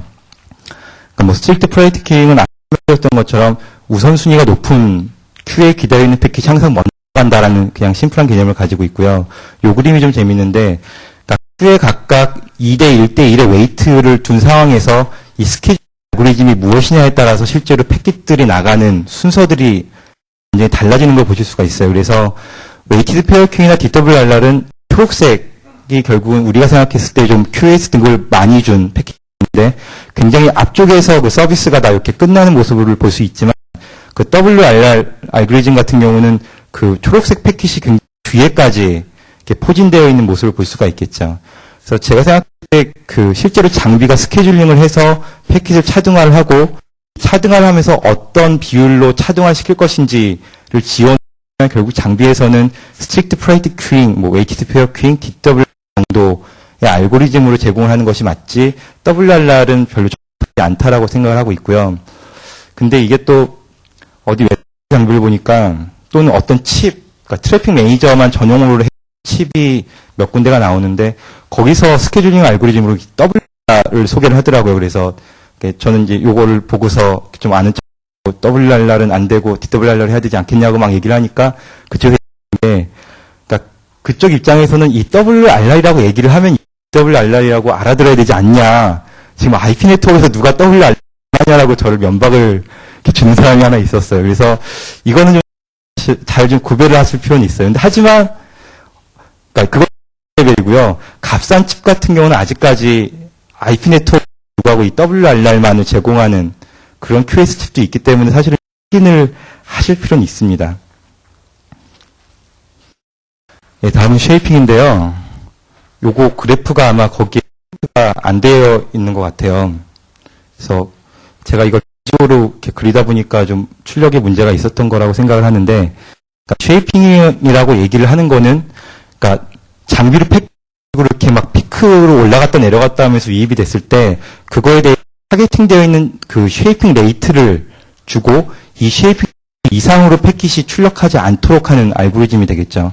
그래서 그 패킷이 그 정해진 그 쉐이핑 레이트 이상으로 올라오는 트래픽에 대해서 버퍼링을 통해서 실제로 패킷이 레이트 언더로 내려가는 쪽으로 요 버퍼링 된 것들을 이렇게 집어넣어서 결과적으로는 이렇게 좀 그 레귤레이션 된 패킷의 흐름으로 패킷이 나가는 게 이 쉐이핑이 되겠고요. 그래서 이 쉐이핑 얘기하는 거를 하기 위해서 제공되는 파라미터가 두 가지가 있어야 되는데 결국 얼마의 레이트로 쉐이핑을 하겠는지라고 얘기하는 이 쉐이핑 레이트 비트 퍼 세컨드로 있어야 될 것이고요. 그리고 얼마나 버퍼링을 할 것이냐라고 버퍼링 사이즈도 같이 들어가야 되겠죠. 그러니까 이 의미는 뭐냐면, 그러니까 플레이트로 쉐이핑을 한다고 얘기를 하고, 그래서 뭐 1000개의 플로우가 들어오고 1000개에 대해 쉐이핑을 한다고 했을 때 어차피 장비가 버퍼링을 한다는 얘기는 장비 안에 예를 들어서 뭐 작게는 4메가에서 많게는 뭐 128메가바이트까지 패킷 버퍼가 있는데 그 버퍼링에 대해서 각 슈퍼에 대해서 이 버퍼링에 한계를 두지 않으면 특정 패킷에 대해서 100메가를 유입이 되는데 이 패킷을 1메가로 쉐이핑 하겠다라고 얘기를 하면 결국은 99메가만큼의 대역폭이 계속 쉐이핑에 의해서 버퍼링이 되는데 그럼 결국은 하나의 플로우가 그 장비의 전체 패킷 버퍼 사용을 하게 되는 그래서 다른 플로우들이 서비스를 못할 수 있는 그런 상황이 생기기 때문에 각각에 대해서 쉐이핑을 걸 때는 얼마의 레이트로 얼마까지 버퍼링 할 수 있는지에 대해서 얘기를 해야 되고요. 그래서 버퍼링을 주고서 그 쉐이핑을 걸 때 이 버퍼링 사이즈 이상으로 패킷들이 유입이 되면 그때는 그냥 테일 드랍을 하는 그런 식의 알고리즘을 사용을 합니다. 그래서 뒤에서 좀 보여드리겠지만 이 쉐이핑이 쓰면은 그 TCP 환경에서 굉장히 그 좋은 성능을 낼 수 있는, 그러니까 폴리싱에 비해서 굉장히 좋은 성능을 낼 수 있는 적합한 알고리즘인 반면, 이렇게 앞서 설명드렸던 VoIP 같이 150mm 정도가 적당한 그 딜레이라고 생각을 하고 있는 상황에서 쉐이핑이 이 패킷에 계속 딜레이를 시키면은 그 말이 안 들리게 되겠죠. 근데 리얼타임 트래픽이라는 거는 그 시간에, 정해진 시간에 오지 않으면 그 패킷은 아무 의미가 없는 패킷이기 때문에 쉐이핑에서 이 리얼타임 트래픽, 쉐이핑을 건다는 건 별로 바람직하지 않다고 생각을 합니다. 그래서 쉐이핑이 실제로 장비에서 어떻게 그 이루어지는지에 대해서 또 좀 보여드렸는데요. 타임축이 있고요. 그리고 이 각 1초를 다시 그 0.05초로 해가지고 20개의 플러스로 나눴고요. 그랬을 때 지금 이에서의 가정은 그 하나의 출력 포트가 그러니까 20바이트만을 내보낼 수 있는 출력 포트라고 가정을 하고 결국은 이 얘기는 초당 그 타임 슬롯을 20개까지만 할 수 있는 그런 출력 포트가 되겠죠. 이 상황에서 쉐이핑 초당 15바이트까지만 쉐이핑을 할 수 있도록 쉐이핑 레이트를 정했어요. 그리고는 패킷이 버스트하게 프레임 1, 2, 3이 쭉 들어왔을 때 첫 번째 그 퍼스트 세컨드에서는 프레임이 10바이트가 10개의 타임 슬롯을 쓰고 그리고 두 번째 프레임이 5바이트짜리가 5개의 타임 슬롯을 쓰고 그리고 세 번째 프레임을 보내야 되는데 어차피 이 쉐이핑 레이트를 초당 5바이트만 보내도록 되어 있기 때문에 나머지 5바이트는 웨이트가, 그리고 이 웨이트의 의미는 패킷을 버퍼링을 한다는 개념이 되겠죠. 그 다음에 그 두 번째 그 세컨드로 와서 비로소 이 세 번째 프레임에 해당한 5바이트의 패킷이 출력이 되는 이런 알고리즘으로 그 패킷을 레귤레이션을 해서 내보내게 되는 거고요. 이 예제 같은 경우는 그 앞서 설정 똑같은데 첫 번째 프레임이 15바이트가 아니라 17바이트 왔다라는 걸 지금 보여드리는 거고요. 근데 어차피 지금 요 프로에 대해서는 초당 15바이트만 사용하기로 했는데 17바이트가 들어온 거죠. 그럼 이렇다고 어차피 이 가변 패킷에서 15바이트까지만 보내고 2바이트는 기다렸다가 다 있는 이런 식이 아니잖아요. 어차피 보내게 되면은 한꺼번에 다 보낼 수밖에 없는 시간에 17바이트를 다 보내고 그리고서는 두 번째 세컨드에서 앞서서 요 사용했던 이 두 타임슬롯을 여기서 기다렸다가 다음 패킷들을 이런 식의 알고리즘으로 쉐이핑을 지원을 합니다. 그래서 이 쉐이퍼라고 얘기를 하는 거는 앞서 설명드렸던 스트릭트 프라이팅, WRR, WFQ, DWRR과 어떻게 함께 되는지를 보여드리고 있는 그림인데요. 그러니까 각 큐가 스케줄로 나가기 전에 이 스케줄러 앞단에 이 쉐이퍼가 있다라고 보시면 돼요. 그래서 실제로 큐에서 대기하고 있는 될 때 쉐이퍼를 거쳐서 정해져 있는 트래픽 이로는 이 스케줄러로 유입이 안 되는 거고요. 되고 그렇게 해서 이 쉐이퍼를 거쳐서 나온 트래픽들이 앞서 드렸던 스케줄링 알고리즘을 가지고서 출력 포트로 나가게 그런 식의 모습이 됩니다. 이것도 지금 그림이 잘 표현이 프린트가 안 된 걸로 알고 있어요.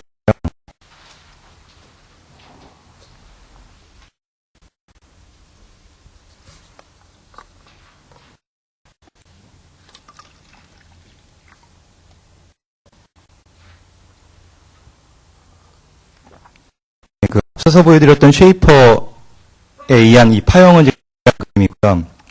그러니까 폴리싱 같은 경우는 특히 하드 폴리싱이라고 그러니까 메터링에서 그 넘어가는 패킷을 그냥 드랍을 시키는 폴리싱에 의해서는 파형이 이런 식으로 나오겠죠. 그래서 그 타겟 레이트 이상 버려지고 그 밑으로 오는 거는 뭐 난 상관하지 않겠다. 이런 식으로 해서 파형이 나오는 건데 결국은 쉐이핑이나 폴리싱이 입력되는 트래픽에 대해서 대역폭을 제한한다는 개념은 같은데 그거에 대해서 쉐이핑은 이렇게 버퍼링을 하고 폴리싱은 하드 폴리싱은 그냥 그 쳐버리는 이게 실제로 그 TCP에서 어떤 영향을 받는지에 대해서 지금 밑에 예제를 보여드렸는데요. FTP 그 프로토콜이 TCP를 쓰게 되고요. 그랬을 때 FTP를 128kbps로 쉐이핑을 걸게 되면은 거의 K에 가까운 121K 정도의 성능이 나오는데 똑같은 레이트로 레인 리미팅, 그러니까 하드 폴리싱을 딱 걸면은 84kbps 밖에 안 되는 거죠. 내가 서비스 프로바이더한테 주고서 이제 서비스를 받는데, 근데 나는 128kbps 돈을 냈는데, 실제로 FTP로 끌어봤더니 이거밖에 안 나와요. 그 서비스 프로바이더한테 악유를 하는 거죠. 왜 128kbps가 안 나오냐라고 해서. 그래서 실제로 메트로이더넷에서 첫 번째로 이 폴리싱을 가지고 대역폭을 조절을 했다고 실제로 지금 말씀드린 이러한 문제 때문에 이 폴리싱이 문제가 많으면 좀 다른 방법을 찾았다라고 얘기를 들었습니다. 지금 이렇게 설명을 드리니까 마치 쉐이핑은 폴리싱을 쓰면 안 되겠구나라고 생각하실지도 모르겠는데 했던 것처럼 리얼타임 트래픽을 버퍼링을 시킨다는 건 때문에 오히려 리얼타임 트래픽에 대해서는 폴리싱을 하는 어울릴 수도 있다라고 생각을 하고요. 또 하나 다른 거는 쉐이핑 버퍼링을 통해서 레귤레이션만 시키지만 폴리싱은 있지만 소프트 폴리싱도 있죠. 그러니까 패킷에 대해서 보내주지 않아서 컨제션이 발생했을 때 그 패킷을 버릴 수 있는 그런 때문에 폴리싱도 굉장히 좋은 알고리즘이라고 생각을 하고 결국 장비에서는 폴리싱과 쉐이핑을 두 개 다 지원을 하고 실제 어플리케이션의 트래픽의 타입에 따라서 각각 그 적당히 그 조절해서 사용을 그 해야 된다고요. 그리고 또 그 장비를 만들어서 파는 입장에서 보면은 실제로 폴리싱 같은 경우는 굉장히 간단하게 구현이 가능합니다. 그러니까 제가 간단하게 구현한다는 얘기는 그러니까 저희 어디서 외부에서 칩을 사가지고 와서 그 칩을 입장에서 보면 그 칩에 이미 폴리싱 구현이 되어 있는데, 예를 들어서 100원짜리 칩에는 폴리싱이 구현이 되어 쉐이핑이 지원되려면은 한 1000원짜리 정도 되는. 그러니까 실제로 칩을 구현하는 입장에서 이 쉐이핑 구현하기 위해서는 좀 더 그 어려움이 많은 것 같더라고요. 예, 지금 이거는 설명드렸던 그 스케줄링의 알고리즘에 대해서의 컨비네이션인데, 스트릭트 프라이트 큐를 사용한다고 꼭 그 전체 포트에 대해서 그렇게 사용할 이유는 없는 거죠. 그래서 지금 예제를 그러니까 첫 번째 예제 같은 경우는 그러니까 Q1로 쓰고 밑에 세 개는 DWRR로 쓰게 하고요. 스트릭트 프라이트 큐로 나오는 트래픽과 DWRR로 세 개 나간 트래픽과는 다시 하이로우로 스트릭트 프라이트 큐잉을 해가 이런 식으로 믹스드 모드가 가능하죠. 그래서 이런 예제인데 이거는 다만 스트릭트 프라이트 큐 앞에다가 쉐이프부터 뭐 이렇게 스케줄링 해줄 수도 있다라는 모습이고요. 그림은 그 스트릭트 프라이트는 그냥 지나가고 각각 앞에다가 쉐이퍼를 달아가지고서 서비스를 하는 그런 모습이 되겠습니다. 예, 다음은 큐의 개수에 대한 얘기인데 그 아까 서브에 대한 얘기도 했었죠. 그래서 인트 서브는 각 플로우 베이스 그 밴드위스를 개런티를 해야 된다라고 얘기를 그리고 디프 서브는 그 어그리게이트 되어 있는 트래픽로 결국 클래스별로의 어떤 개런티만 있으면 된다는 얘기인데 클래스 큐 뭐 또는 뭐 포트 큐라고 얘기하는 건 출력 포트당 뭐에서 많게는 16개 정도의 큐가 존재를 하고요. n개의 플로우에 대해서 이거를 그 동일으로 그 어그리게이트를 시켜가지고서 그 에 대해서는 한 큐를 같이 사용을 하는 거죠. 그래서 결국 플로우가 한 큐를 같이 사용할 수 있는 이런 식 구성이 되는 게 클래스 큐가 되는 것이고 플로우 큐 같은 경우는 플로우가 있으면은 그리고 n개의 플로우가 다 개런티를 해야만 한다면 이쪽에서 출력 포트당 n개의 큐가 놓이게 시죠. 그래서 결국은 이 클래스 큐라고 얘기하는 건 디프 서브가 클래스 베이스 QoS에서의 코어망에서 어울리는 이고요. 이 플로우 큐는 엔드 투 엔드 밴드위스 하기 위해서 플로우 베이스의 인트 서브 같은 데서 어울 그런 큐 모습이 되겠습니다. 이것도 당연히 아시겠지만 대부분의 값싼 장비 또는 칩에서 제공하는 이런 식의 큐고 사실은 칩이나 장비나 이런 개의 플로우에 대해서 각각의 큐를 다 다이나믹하게 할당을 할 수 있는 장비 많이 비싸죠. 예. 그래서 실제로 망 구성으로 봤을 때 오전 세션에서 그 손 박사님이 말씀하신 전체 망 구성도로 봤을 때 결국은 CO 정도 단에 놓이는 장비가 이런 식으로 플로우에 대해서 얘기를 하지 그 전 단에 놓이는 퍼스트 마일이나 세컨드에서는 이런 플로우 베이스로 제공하는 장비를 거기다 놓고 그 가격 문제들이 좀 문제가 많다고 생각을 합니다. 그래서 Q에 대해서 앞서서 설명했던 그 각각의 알고리즘에 대해서 이제는 몇 가지 예제를 드릴게요. 그러니까 첫 번째는 지금 뭐 이나 웨이트 스페어 큐는 어차피 그 웨이트의 개념은 같다 생각하시면 되니까 그러니까 Q의 웨이트를 5대 3대 2로 뒀어요. 그리고 각각의 Q로 80메가, 50메가, 90메가의 트래픽 위 결국은 패스리더는 100메가 포트로 패킷 나가야 되는데 입력 패킷으로는 220메가가 유입이 된 거고 결국 또 컨디션을 했죠. 결국 이 컨디션이 발생을 하니까 이 각각의 웨이트 비율대로만 패킷을 서비스를 해야 되는 거고요. 스케줄러는. 그래서 이 100메가 출력 포트에 대해서 5대 3대 2의 비율로 서비스가 가능하니까 결국은 50메가, 30메가, 20메가의 비율로 서비스가 가능하고 그래서 이 트래픽에 대해서 30메가, 20메가로만 패킷들이 서비스가 되는 모습입니다. 두 번째 그림은 동일한 설정하에서 그 가장 웨이트 큰 그 큐로는 패킷이 들어오지 않는 상황이 돼버린 거예요. 이때는 200메가에 대해서 그 100메가의 앞으로 3대 2의 비율로만 서비스가 되면 되니까 결국은 60메가 대 40메가로만 서비스를 하면 되면서 이런 식으로 서비스가 가능하고요. 알고리즘은 조금 다른데요. 웨이트는 동일하고요. 그래서 5대 3대 2이기 때문에 출력 메가에 대해서 50메가, 30메가, 20메가로 나갈 수가 있는데 50메가로 나갈 수 있는 요 Q1에 20메가밖에 없는 거죠. 그러면 20메가는 그냥 나가고 그럼 나머지 30메가는 안 되는데 그 30메가는 대역폭을 다시 이 두 개가 3대 2의 비율로 다시 나누는 거죠. 그래서 원래 사용할 수 있는 이 30메가에다가 그 Q 하지 않는 30메가에 대한 그 비율 3을 적용하는 최대 48메가까지 Q2가 서비스가 되고 Q3는 32메가까지 서비스가 되는 그런 모습을 보인 겁니다. 이것도 뭐 거의 동일한데요. 그러니까 5대 4대 Q1이나 Q3가 실제로 사용할 수 있는 20메가의 밴드위스만큼의 패킷이 들어오지 않기 때문에 20메가는 그대로 출력 포트로 나가고 나머지 밴드위스는 결국은 Q에 있는 웨이트 값이 모든 상관없이 EQ가 다 나가는, 그래서 70가 나가게 되는 이런 모습이 됩니다. 예, 이 그림은 두 개의 Q로는 실제로 트래픽이 유입이 되지 않고, 그러니까 세 번째 트래픽이 유입이 되는 경우고, 이렇게 되면 컨디션이 발생을 하지 100메가가 들어와서 100메가가 나갈 수 있는 상황이고, 이렇게 되면은 이게 스트릭트 프라이티 큐리스나 웨이티드 페어킹을 쓰나 이 스케줄러는 별로 자기 할 일이 없다는 거죠. 그러니까 스케줄러는 아까 말씀드렸던 것처럼 컨디션이 발생했을 때 누굴 먼저 보내줄 것이냐에 대한 스케줄러인데 지금 컨디션이 발생을 하지 않았죠. 그러면 낮은 프라이티의 큐라고 해도 그 큐로 들어오는 트래픽은 서비스가 가능한 모습이 됩니다. 이 그림인데요. 그러니까 각 큐로 트래픽들이 유입이 되지만 트래픽의 양이 100메가죠. 그러니까 출력 100메가에 대해서 이것도 역시 컨디션이 발생하지 않으니까 사이좋게 10메가, 20메가가 다 이렇게 서비스가 될 수 있는 그런 모습이 됩니다. 예, 이 예제 같은 경우는 스트릭트 프라이티 큐랑 그 웨이트 페어 큐랑 좀 섞었을 때에 대한 그러니까 Q1은 스트릭트 프라이티 큐고요. 그리고 Q3는 웨이티드 페어 큐잉으로 하고 웨이트 값을 2대1로 줬다고 했을 때 각 Q에 대해서 100메가씩의 트래픽이 유입이 될 때 아까 설명드렸던 것처럼 스트릭트 프라이티 큐는 프라이티가 높은 쪽으로 트래픽이 있으면 항상 그 트래픽은 다 나간다고 제가 설명을 드렸죠.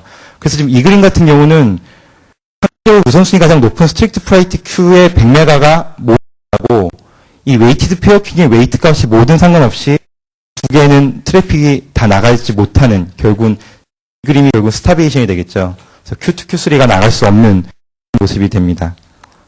그래서 이 그림은 프라이티 큐의 100메가가 아니라 70메가의 트래픽만 유입이 되면 이 70메가 우선순위가 높은 스트릭트 프라이티 큐니까 무조건 다 나가게 되고요. 그러면 폭 30메가에 대해서 이 두 개의 큐가 2대2로 서비스가 되는 거고 그래서 그 두 번째 큐의 20메가 그리고 주황색에 대해서는 10메가의 트래픽이 나가는 걸 보여드리고 있습니다. 이거는 뭐 앞서 설명드렸던 거랑 뭐 비슷한데요. 스트릭트 프라이티 큐라고 해도 이쪽으로 트래픽이 유입이 되지 않으면은 스트릭트 프라이티 큐가 되는 거죠. 그리고 결국은 Q2와 Q3의 각 100메가 트래픽에 대해서 2대1 비율로 서비스가 되니까 17메가와 33메가의 트래픽이 서비스가 되는 것을 보여드렸습니다. 그랬을 때 그 지금까지 그 Q 스케줄러의 그 각 큐잉 알고리즘에 대해서 설명을 드렸는데 실제로 클리어라고 하는 녀석이 이 Q 스케줄러한테 준 정보는 그 Q 스케줄러의 복잡함에 비해서 굉장히 간단해요. 파라미터 하나만 좀 내거든요. Q 아이디죠. 그러니까 결국은 출력 포트에 N개의 Q가 있다고 했을 때 클래시피케이션에서 매치되는 패킷에 대해서 어떤 Q를 통해서 서비스를 하게 할 것이다 라고 하는 Q 아이디만 클래시파이어가 Q 스케줄러한테 넘겨주면 됩니다. 그래서 또 예제가 나왔는데요. 그러니까 같은 억세스 리스트에 매치되는 패킷에 대해서, 그러니까 AC1이라는 게 이렇게 디스크립션 되어 있는 패킷이니까요. 매치된 패킷에 대해서는 Q3을 통해서 서비스를 해라라고 지금 CLI를 구성을 한 거고요. 그렇다면 이 Q3이라는 게 어떤 식으로 스케줄링 알고리즘으로 동작하느냐라는 별도로 또 CLI로 컴피그레이션을 해야 되는데요. 여기에 예제를 보면요. 출력 포트 3번에 대해서 Q1은 그 쉐이핑을 10메가로 걸고 그리고 버퍼링을 512K 바이트까지 하면서 스트릭트 프라이티 큐의 속성으로 하이 프라이티로 가라라고 설정을 할 수 있고요. 그리고 동일 출력 포트에 대해서 Q는 스트릭트 프라이티 큐인데 상대적으로 이것보다는 프라이티가 낮은 로로 스트릭트 프라이티 큐잉을 해라. 그리고 세 번째 큐는 웨이티드 페어 큐잉에 대해서 웨이트를 10으로 주고 네 번째는 웨이트를 1로 이런 식으로 그 각 출력 포트에 대해서 각 큐에 대해서 컴피그레이션을 해야 되고요. 그런 다음에 그 클래시피케이션에서 매치되는 패킷이 어떤 큐로 가게 할 것이냐라는 것들을 이런 그 뭐 CLI를 통해서 설정 해주어야 합니다. 예, QS 컴포넌트의 마지막으로 이 버퍼 매니저에 대해서 설명하도록 하겠습니다. 그러니까 버퍼 매니저가 스케줄러랑은 사실 굉장히 밀접한 관계를 맺고 있는데요.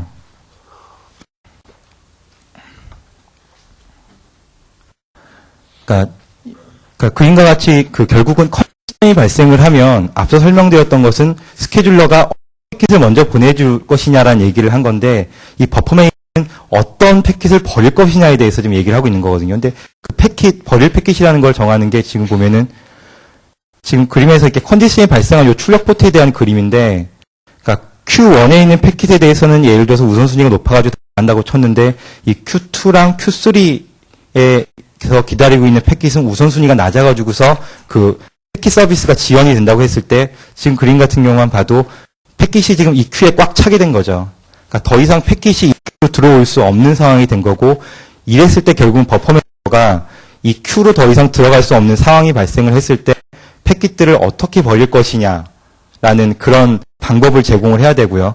그래서 그 버퍼 매니저라는 거가 해줄 수 있는 알고리즘은 테일 드랍, RED, WRED 정도로 생각을 하시면 됩니다. 그래서 첫 번째가 테일 드랍인데요. 뭐 굉장히 직관적이고 굉장히 쉽죠. 그러니까 Q가 꽉 차면은 그 다음에 들어온 패킷은 그냥 다 버리자 얘기예요. 그래서 이거는 그 그래프로 보면은 그 가로축이 그러니까 하나의 Q에 최대에 쌓일 수 있는 그 패킷의 사이즈가 되고요. 그래서 맥스 사이즈라는 게 맥시멈 그 Q 사이즈, 패킷 사이즈가 되는 거고요. 그래서 패기 확률 1이 되면은 패킷은 다 전부 다 디스카드가 되는 상황이 됐을 때, 그러니까 Q의 패킷이 맥스 사이즈를 쪽으로 향하면서 계속 Q의 패킷이 한다고 했을 때 맥스 사이즈가 되기 전까지는 아무것도 버리지 않다가 Q가 오버플로우가 딱 나는 시점에서 1로 뛰어가지고서 모든 패킷을 다 드랍하는 이런 그래프를 가지고 있고 우리 흔히 이런 그래프를 가지고 이 테일 드랍을 얘기하면서 그 TCP의 그 글로벌 싱크로나이제이션에 문제가 있다라고 결국은 여러 개의 TCP 소스가 있고 그리고 TCP가 아까 오전 세션에 말씀드렸던 것처럼 트래픽의 레이트를 망 상황이 좋으면 올렸다가 좋지 않은 다시 뛰는 그러니까 이런 식으로 이렇게 톱니바퀴의 형식을 갖고 있는데 테일 드랍의 그 형태를 갖게 되면은 여러 개의 TCP 소스가 패킷들을 이 하나의 큐를 통해서 서비스를 하게 되면은 처음에는 서비스가 되는 듯 해가지고 레이트를 쫙 올리고요. 레이트를 쫙 올린 상황에서 큐가 꽉 차게 되고 테일 드랍을 발생하게 되면 제 소스가 다시 그 패킷 디스카드 때문에 레이트를 줄이고 그럼 TCP 소스들이 레이트를 줄였기 때문에 다시 큐는 또 좀 널널해져가지고 또 다시 패킷들이 버려지지 않고 지나가고 그럼 지나가게 되면 또 TCP 소스가 레이트를 올리고 그러니까 이런 식으로 TCP 소스가 전체적으로 이렇게 위로 올라갔다 내려갔다 그 전송 레이트가 이렇게 왔다 갔다 하는 그런 현상이 발생을 한다라는 거고요. 그래서 이런 식의 테일 드랍의 문제를 해결을 하기 위해서 RED라는 알고리즘이 나왔는데요. RED는 그 Q에다가 그 스레시홀드를 이렇게 두 개를 두는 거죠. 그래서 미니멈 스레시홀드, 맥시멈 스레시홀드라는 이 두 개의 스레시홀드를 Q에다가 둬서 패킷이 그 Q로 들어올 때 미니멈 스레시홀드 언더로 들어오게 되면 이 패킷은 다 서비스를 받고요. 그리고 패킷이 미니멈 스레시홀드와 맥시멈 스레시홀드 사이로 들어오는 랜덤하게 패킷을 버리게 됩니다. 그리고 맥시멈 스레시홀드 이상을 넘어가면은 앞서 설명드렸던 것처럼 테일 드랍으로 다 버리게 되는 그런 모습이 되고 문제는 요 구간이 되는데요. 그러니까 랜덤하게 패킷을 버리는 요 구간에 대해서는 한 가지 파라미터가 더 있어야 되는데 그러니까 드랍을 할 때 어느 정도의 가중치를 두고서 많이 버릴 것이냐 그러니까 확률적으로 많이 버릴 것이냐 확률적으로 적게 버릴 것이냐에 관련된 파라미터가 이 Pmax가 되고요. 이건 여기의 그래프처럼 그 스레시홀드 미니멈 언더에서는 하나도 버려지지 않다가 스레시홀드 미니멈에서 맥시멈 사이에서는 확률적으로 버리는데 요 Pmax 값이 그 드랍 확률 그 최대 드랍 확률이 1에 가까워지면은 그 확률적으로 더 패킷을 더 버리게 되고요. 값이 0에 가까워지면 확률적으로 굉장히 더 버려지는 그런 식으로 되고요. 그래서 스레시홀드 맥시멈을 넘었으면은 패킷을 다 버리게 되는 그런 식의 알고리즘이 RED가 되고 이거는 테일 드랍에 있었던 그 TCP 글로벌 싱크로나이제이션 문제를 해결을 했다라고 얘기를 합니다. 그리고 RED의 알고리즘을 조금 더 그러니까 알고리즘에 대한 발전보다는 어떤 구성에 대한 그 발전이라고 볼 수 있는데 아까는 RED는 스레시홀드를 민맥스 해가지고 하나밖에 줄 수가 없었는데 지금 이 그림의 얘는 최대 3개까지의 스레시홀드를 주는 거죠. 그래서 드랍 레벨을 1번, 2번, 3번으로 둬서 1번 드랍 색깔이 좀 매치가 안 되는 문제가 있네요. 예. 그래서, 그 초록색 드랍 레벨 3에 해당하는 거는 미니멈 스레시홀드가 5번이고 맥시멈 스레시홀드가 6번이 되는 거죠. 그래서 5번까지는 패키지 차 올라갈 때 버리지 않다가 5번과 6번 구간 사이에서 랜덤하게 버리고 6번을 넘었으면은 그 패킷이 버려지는 테일 드랍이 되는 현상이 발생하는 반면 같은 동일 큐에서 빨간색에 해당하는 레벨을 가지고 있는 거에서는 1번 레벨까지는 패킷을 안 버리지만 1번을 넘어서게 되면 여기부터 바로 그 랜덤하게 패킷을 버리게 되고 2번을 넘었으면은 패킷이 다 버려지는 결국은 동일 패킷이 하나의 큐로 서비스가 되지만 각각의 드랍 레벨에 따라서 컨제스션이 발생했을 때 먼저 버려지는 패킷이 있고 그 나중까지 갈 수 있는 그런 패킷이 있는 거죠. 그래서 이런 식의 여러 개의 드랍 레벨을 제공을 하는 것을 WRED라고 얘기를 합니다.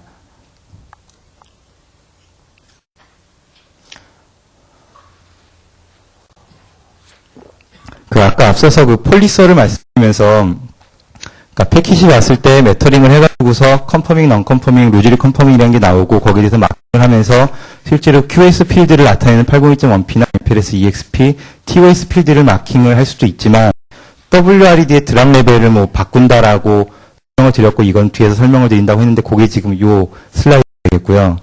그래서 지금 10메가의 CIR로 10메가의 레이트로 폴리싱을 한다라고 가정을 했을 때 패킷이 들어오고요. 그럼 10메가 언더에 대해서는 컨퍼밍 패킷이 되고요. 얘에 대해서는 드랍 레벨을 3으로 줬다라고 가정을 하고요. 그리고 10메가 이상으로 들어오는 패킷에 대해서는 넌 컨퍼밍이 되고 얘는 드랍 레벨을 1로 줬다라고 얘기를 하죠. 그리고서는 이 폴리서를 지나서 오는 이 초록색과 빨간색의 패킷은 하나의 큐를 통해서 서비스가 된다고 했을 때 드랍 레벨 3을 갖게 되는 패킷 같은 경우는 요 초록색 스레시홀드에 영향을 받기 때문에 결국은 테일 드랍이 일어나는 시점은 요 6번 여기에 해당하는 결국 컨퍼밍 패킷은 이만큼의 버퍼를 사용할 수 있는 구간이 되지만 이 넌 컨퍼밍 패킷에 대해서는 빨간색의 2번에 해당한 여기까지의 스레시홀드에 영향을 받아가지고서 그 패킷이 서비스가 되는 모습이 되겠죠. 그래서 결국은 폴리싱을 해가지고 그러니까 소프트 폴리싱이라고 얘기를 하는 게 그러니까 패킷이 와서 넌컨퍼밍이나 로즈리 컨퍼밍에 대해서 WRED의 값을 조절을 한다는 의미가 어떻게 되는 것이냐면 사실은 패킷에 대해서 망에서 그러니까 출력 포트 컨디션이 발생을 하지 않으면은 넌컨퍼밍에 대해서도 출력 포트로 서비스를 해줄 수 있는 거죠. 근데 하지만 컨디션이 발생을 한 상황이라면은 넌컨퍼밍은 먼저 넌 버리겠다라는 얘기죠. 그러니까 굉장히 망 상황에 맞게 어댑티브하게 패킷에 대해서 드랍 상황을 조절할 수가 있기 때문에 굉장히 괜찮은 알고리즘이라고 생각을 하고요. 이런 기능은 쉐이핑에서는 제공을 할 수가 없죠. 예, QoS 프로파일로는 버퍼 매니저를 주는 거는 앞서서 보여드렸던 그러니까 각각의 드랍 레벨이 큐에 여러 개가 있을 수가 있는데요. 하물며 어떤 장비는 하나의 큐의 드랍 레벨이 디프 서브 코드 포인트의 개수만큼 64개를 설정할 수 있는 그런 장비도 했는데요. 그래서 드랍 레벨을 줄 수가 있어야 되고, 그래서 클래시파이어에서 매치된 패킷에 대해서 드랍 레벨을 줄 수도 있는 반면, 폴리싱을 해서 넌컨퍼밍 패킷에 대해서 드랍 레벨을 조절할 수도 있기 때문에, 폴리서에서도 이 정보는 버퍼 매니저 쪽으로 줄 수 있어야 합니다. 예, 이거는 CLI 다시 또 예제인데요. 그러니까 ACL에서 매치되는 패킷에 대해서 드랍 레벨을 3으로 주자라고 CLI를 줄 수가 있고요. 그럼 드랍 레벨 3이라는 거에 대해서 이제는 각 큐에 대해서 WRED 또는 RED, 테일 드랍에 대해서의 파라미터를 설정을 해줘야 되는데요. 그래서 WRED에 대해서 우선 이것만 보게 되면 출력 포트 5번에 Q1에 대해서 버퍼 매니징 알고리즘은 WRED로 하고요. 드랍 레벨 1, 2, 3에 대해서 각각 미니멈, 맥시멈, 스레시홀드 값과 그리고 확률적으로 버릴 수 있는 기울기를 정할 수 있는 이 Pmax 값을 각각 줄 수가 있는. 그리고 주로 이거는 전체 Q 사이즈를 100%라고 했을 때 이 스레시홀드는 이렇게 퍼센티지로 주는 식으로 설정을 할 수가 있습니다. RED 같은 경우는 어차피 Q의 이 민맥스 그리고 드랍 확률이 하나밖에 없기 때문에 하나만 설정을 할 수가 있고요. 그리고 테일 드랍은 특별히 설정할 이유가 없으니까 그냥 테일 드랍이라고만 얘기를 하면 되겠죠.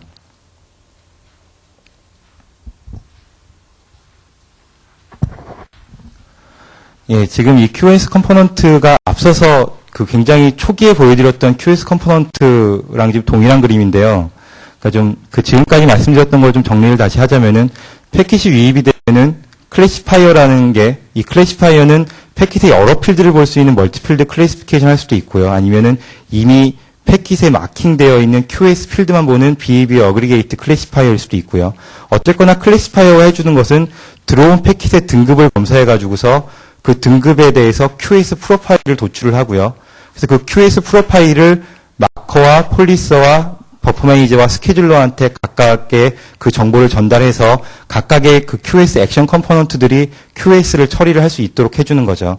그래서 첫 번째로 패킷 마커라고 얘기를 하는 거는 그 패킷의 그 명시적으로 QoS 등급을 얘기할 수 있는 802.1p, MPLS EXP, 그리고 IPTOS의 필드 값을 적어줘서 그 클래스 베이스 네트워크에서 그 넥스트업에서 그 멀티필드 클래시피케이션을 하지 않고 그 클래스 베이스로 그 해당하는 QoS 등급만 보고서 빠르게 클래시피케이션 할 수 있는 그런 기능을 전담하게 되고요. 폴리서는 장비의 그림처럼 이렇게 N개의 많은 폴리서가 있어서 각각의 플로우에 대해서 나름대로 메터링을 하게 되고 그 메터링에 대한 결과를 가지고 컨퍼밍, 루즈리 컨퍼밍, 넌 컨퍼밍이 나와서 그 액션에 대해서 클래시파이어가 정해준 액션을 취해주는 거고 그 액션이라는 거는 그냥 보낼 수도 있고 마킹을 할 수도 있고 드라핑을 할 수도 있는 거죠. 그리고 버퍼 매니저라는 거는 패키지 출력 포트로 서비스가 될 때 실제 큐의 컨디스턴 상황 때문에 큐가 오버플로우가 발생을 하게 됐을 때 버퍼 매니저에 의해서 테일 드랍이나 RED나 WRED 알고리즘으로 이 큐에 그 들어가 있는 패킷을 버리는 역할을 하는 게 버퍼 매니저가 되고요. 그리고 큐 스케줄러라는 거는 상대적으로 많은 패킷들이 그 출력 포트에 대해서 기다리려고 결국 컨디션 상황이 발생을 했을 때 어떤 큐에서 기다리고 있는 패킷들을 먼저 서비스를 해서 어떤 플로우에 대해서 개런티를, 어떤 패킷들에 대해서 개런티를 하겠다라고 얘기를 하는 그런 방식을 제공하는 게 이 큐 스케줄러가 되겠습니다. 예, 다음은 조금 그 어드밴스드 토픽이라고 해서 사실은 그 어드밴스드라는 말 자체가 좀 개인 주관이 좀 강하다고 보는데, 그러니까 제가 생각하는 이 어드밴스드라는 얘기는 장비를 만드는 입장에서 지금 현재는 이렇게 보편적으로 제공하지 않는 기능이기 때문에 저는 지금 어드밴스드라고 얘기를 하고 있는 거거든요. 그래서 먼저 폴리싱 쪽에서의 그 어드밴스드 토픽이 그 하이라키칼 폴리싱이라는 얘기인데, 이 하이라키칼이라는 말은 뭐 멀티 스테이지라고 표현을 할 수도 있는 거고요. 그러니까 두 개의 큐가 한 쌍으로 함께 동작을 해가지고서 뭔가 좀 이렇게 훌륭한 QoS 피처를 제공을 하겠다라고 하는 그 개념이 있는데요. 지금 예를 보면은 10메가짜리 레인 리미팅 할 수 있는 폴리서가 있고요. 이쪽으로 리얼타임 트래픽이 지나가요. 그럼 10메가 안에서는 컨퍼밍에 대해서는 패스가 되고요. 그리고 10메가를 넘어서는 패킷은 그냥 드랍을 시키죠. 그리고 패스된 패킷은 다시 30메가의 폴리서를 지나가게 하는데 이 30메가 폴리서에 대해서 10메가를 이미 레인 리미팅 했기 때문에 이 30메가 폴리서로 들어갈 수 있는 최대 트래픽 양은 10메가가 되겠죠. 그리고 이 10메가 트래픽은 always pass예요. 항상 지나가는 식이 되는 거죠. 그리고 베스트 에포트 트래픽은 이런 식의 10메가짜리 폴리서 같은 게 존재하지 않고 바로 30메가짜리 폴리서로 들어가고요.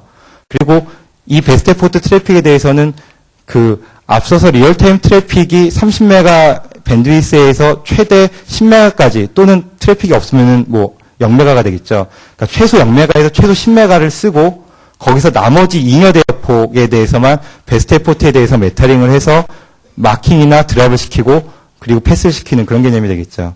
그래서 개념적으로 보면은 지금 헤드쿼터에서 브랜치 오피스로 패킷을 보내는데요.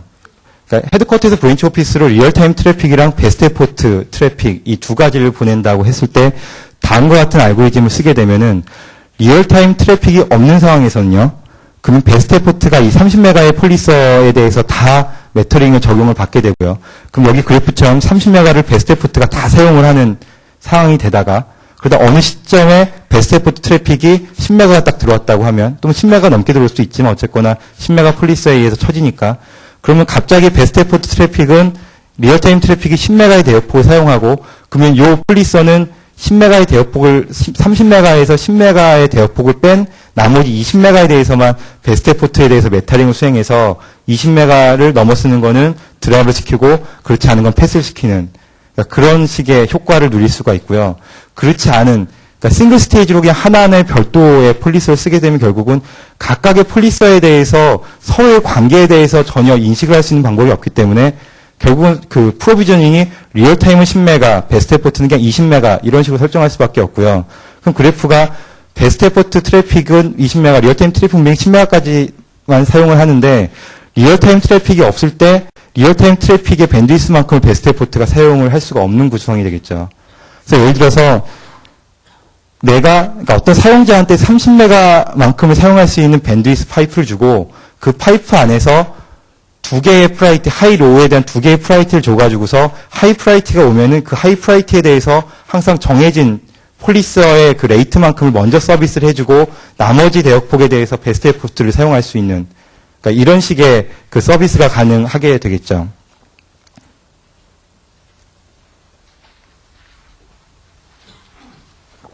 예, 다음은 그 하이라키컬 큐잉인데요.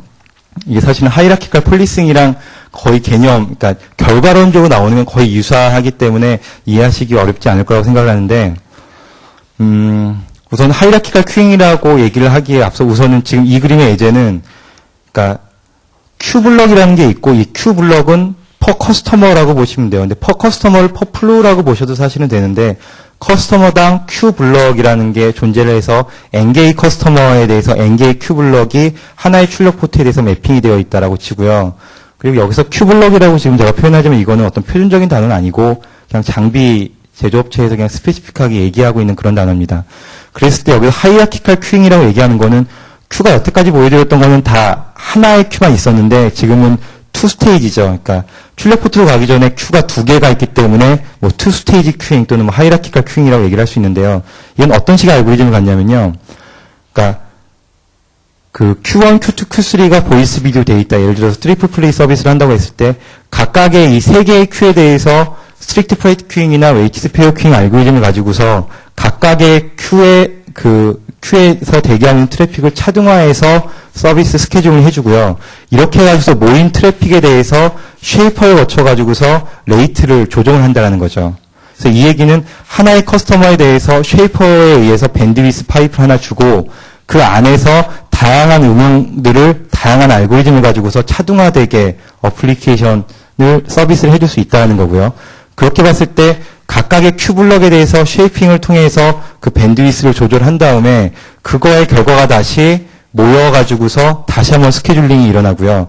예를 들어서 모든 커스터머가 다 평등하게 스케줄링을 하겠다라고 얘기하면 사실은 이번에는 얘기 안 했던 그냥 라운드 로빈 모두가 평등하게 서비스를 할 수 있는 알고리즘을 쓸 수도 있지만 뭐 프리미엄 가입자라는 식으로 뭐 굉장히 돈을 많이 낸 가입자는 서비스를 많이 해줘야 되겠다라고 얘기하면은 뭐 특정 가입자에 대해서는 스트릭트 프라이트 큐잉이나 뭐 웨이트 값을 많이 준 그런 식으로 서비스를 할 수가 있게 되겠습니다. 그래서 이 멀티스테이지 큐잉을 사용을 했을 때의 장점인데요. 사실은 그래프는 아까 하이라키컬 폴리싱이랑 동일한 그림, 거의 유사한 그림이죠. 그래서 그 보이스 비디오 데이터에 대해서 스트릭트 프라이트 큐잉을 한다라고 얘기를 하고요. 그래서 보이스가 제일 높고 그 다음에 비디오, 그 다음에 데이터고 그리고 이 세 개의 트래픽의 합에 대해서 쉐이퍼가 10메가로 쉐이핑을 거는 거죠.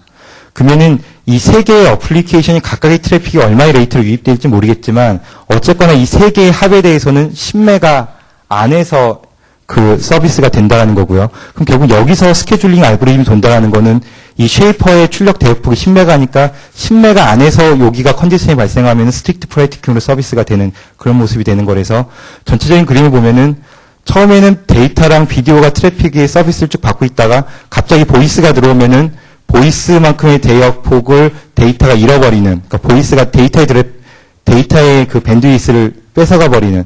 그래서 전체적으로는 하나의 커스터머당 10메가의 대역폭을 주지만 그 안에서 어플리케이션들을 각각 차등화해가지고서 서비스를 할 수 있는 모습이 되는 거고요.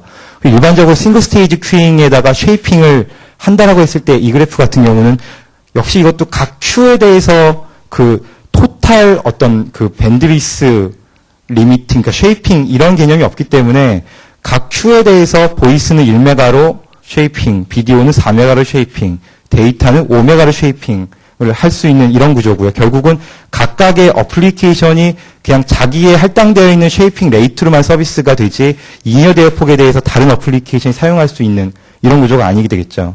그래서 예를 들어서 제가 뭐 서비스 프로바이더한테 어떤 서비스를 가입을 해가지고 사용을 한다고 했을 때 당연히 어플리케이션 어웨어하면서 내가 전체적으로 토탈 파이프를 얼마를 다 사용할 수 있는 이런 식의 서비스를 선호를 하지 이런 식으로 각 어플리케이션별로 데디케이트하게 별도의 밴드위스를 따로따로 써야 되는 건 별로 바람직하지 않다라고 생각을 하고 있고요. 그럼 앞서서 보여드렸던 그러니까 하이라키칼 폴리싱이랑 여기서 얘기하는 하이라키칼 큐잉이랑의 차이점이 좀 있는데 하이라키칼 폴리싱은 사실은 스케줄링 알고리즘이라고 억지로 얘기를 하다 보면은 얘가 하이고 얘가 로우가 되겠죠. 하지만 이 하이라키칼 큐잉 같은 경우는 다양한 스케줄링 알고리즘을 가지고서 스트릭트 프라이트 큐의 개념 말고도 상대적으로 웨이트 비율로의 서비스가 가능한 그런 장점도 있고요. 그리고 또 하나는 앞서 원론적으로 설명드렸던 폴리싱이라는 거는 패킷에 대해서 하드 폴리싱은 패킷을 그냥 쳐버리지만 쉐이핑은 버퍼링을 해서 내보내지기 때문에 좀 그 데이터 트래픽에 대해서 특성이 잘 맞는다라고도 얘기를 할 수가 있겠죠. 그리고 또 하나는 여기서는 보통 어떤 벤더의 장비 보니까 이 멀티 스테이지 킹을 지원하면서 이쪽에 그 하나의 커스터머당 어플리케이션을 최대 8개까지 지원하려고 큐를 8개까지 두더라고요. 결국은 최대 8개의 어플리케이션에 대해서 이런 식의 그래프가 나올 수가 있는데 앞서 보여드렸던 그 하이라키칼 폴리싱은 그냥 그 리얼타임 베스트 에포트 2개 정도의 응용 정도밖에 구별을 못하는 그런 차이가 있습니다. 그래서 마지막으로 지금까지 설명드렸던 그 QoS 컴포넌트들과 그리고서 그것이 어떻게 QoS 서비스에 매핑이 되는지에 대해서 설명을 드리도록 하겠습니다. 이게 뒤에 계신 분들은 거의 안 보이실 것 같아서요. 이렇게 자료를 보시는 게 더 나을 것 같기도 한데요. 제가 두 가지 예제를 들었는데 첫 번째 예제는 플로우 베이스로 엔드-투-엔드 밴드위스 개런티라는 시나리오고요. 그래서 본사와 지사 간에 10메가만큼의 버추얼 리스트 라인이라고 보셔도 되겠죠. 그래서 10메가만큼의 대역폭을 무조건 보장을 해야 되고요. 그리고 본사와 지사의 IP 어드레스는 1.1.0과 20.1.1.0이고 그리고 그 10메가만큼 보장해야 하는 데이터가 비디오 컨퍼런스 데이터라고 가정을 하고 이 비디오 컨퍼런스 데이터는 UDP 포트 넘버를 800번을 쓴다라고 우선 가정을 하죠.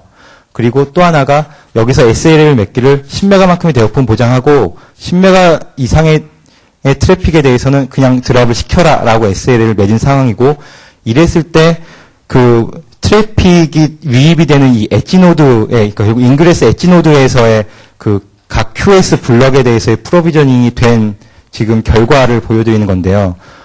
우선 패킷에 대해서 지금 본사에서 지사로 보내는 비디오 컨퍼런스 데이터라는 거에 대해서 구별을 할 수가 있어야 되겠죠. 그래서 멀티필드 클래시피케이션에다가 이렇게 테이블을 넣어주는데요. 그래서 이전의 타입은 IP 패킷이기 때문에 0800이고 소스 IP는 1.1.1.0, 데스티네이션 IP는 20.1.1.0, 그리고 프로토콜 아이디는 UDP를 사용하기 때문에 17번, 그리고 포트 넘버는 800번.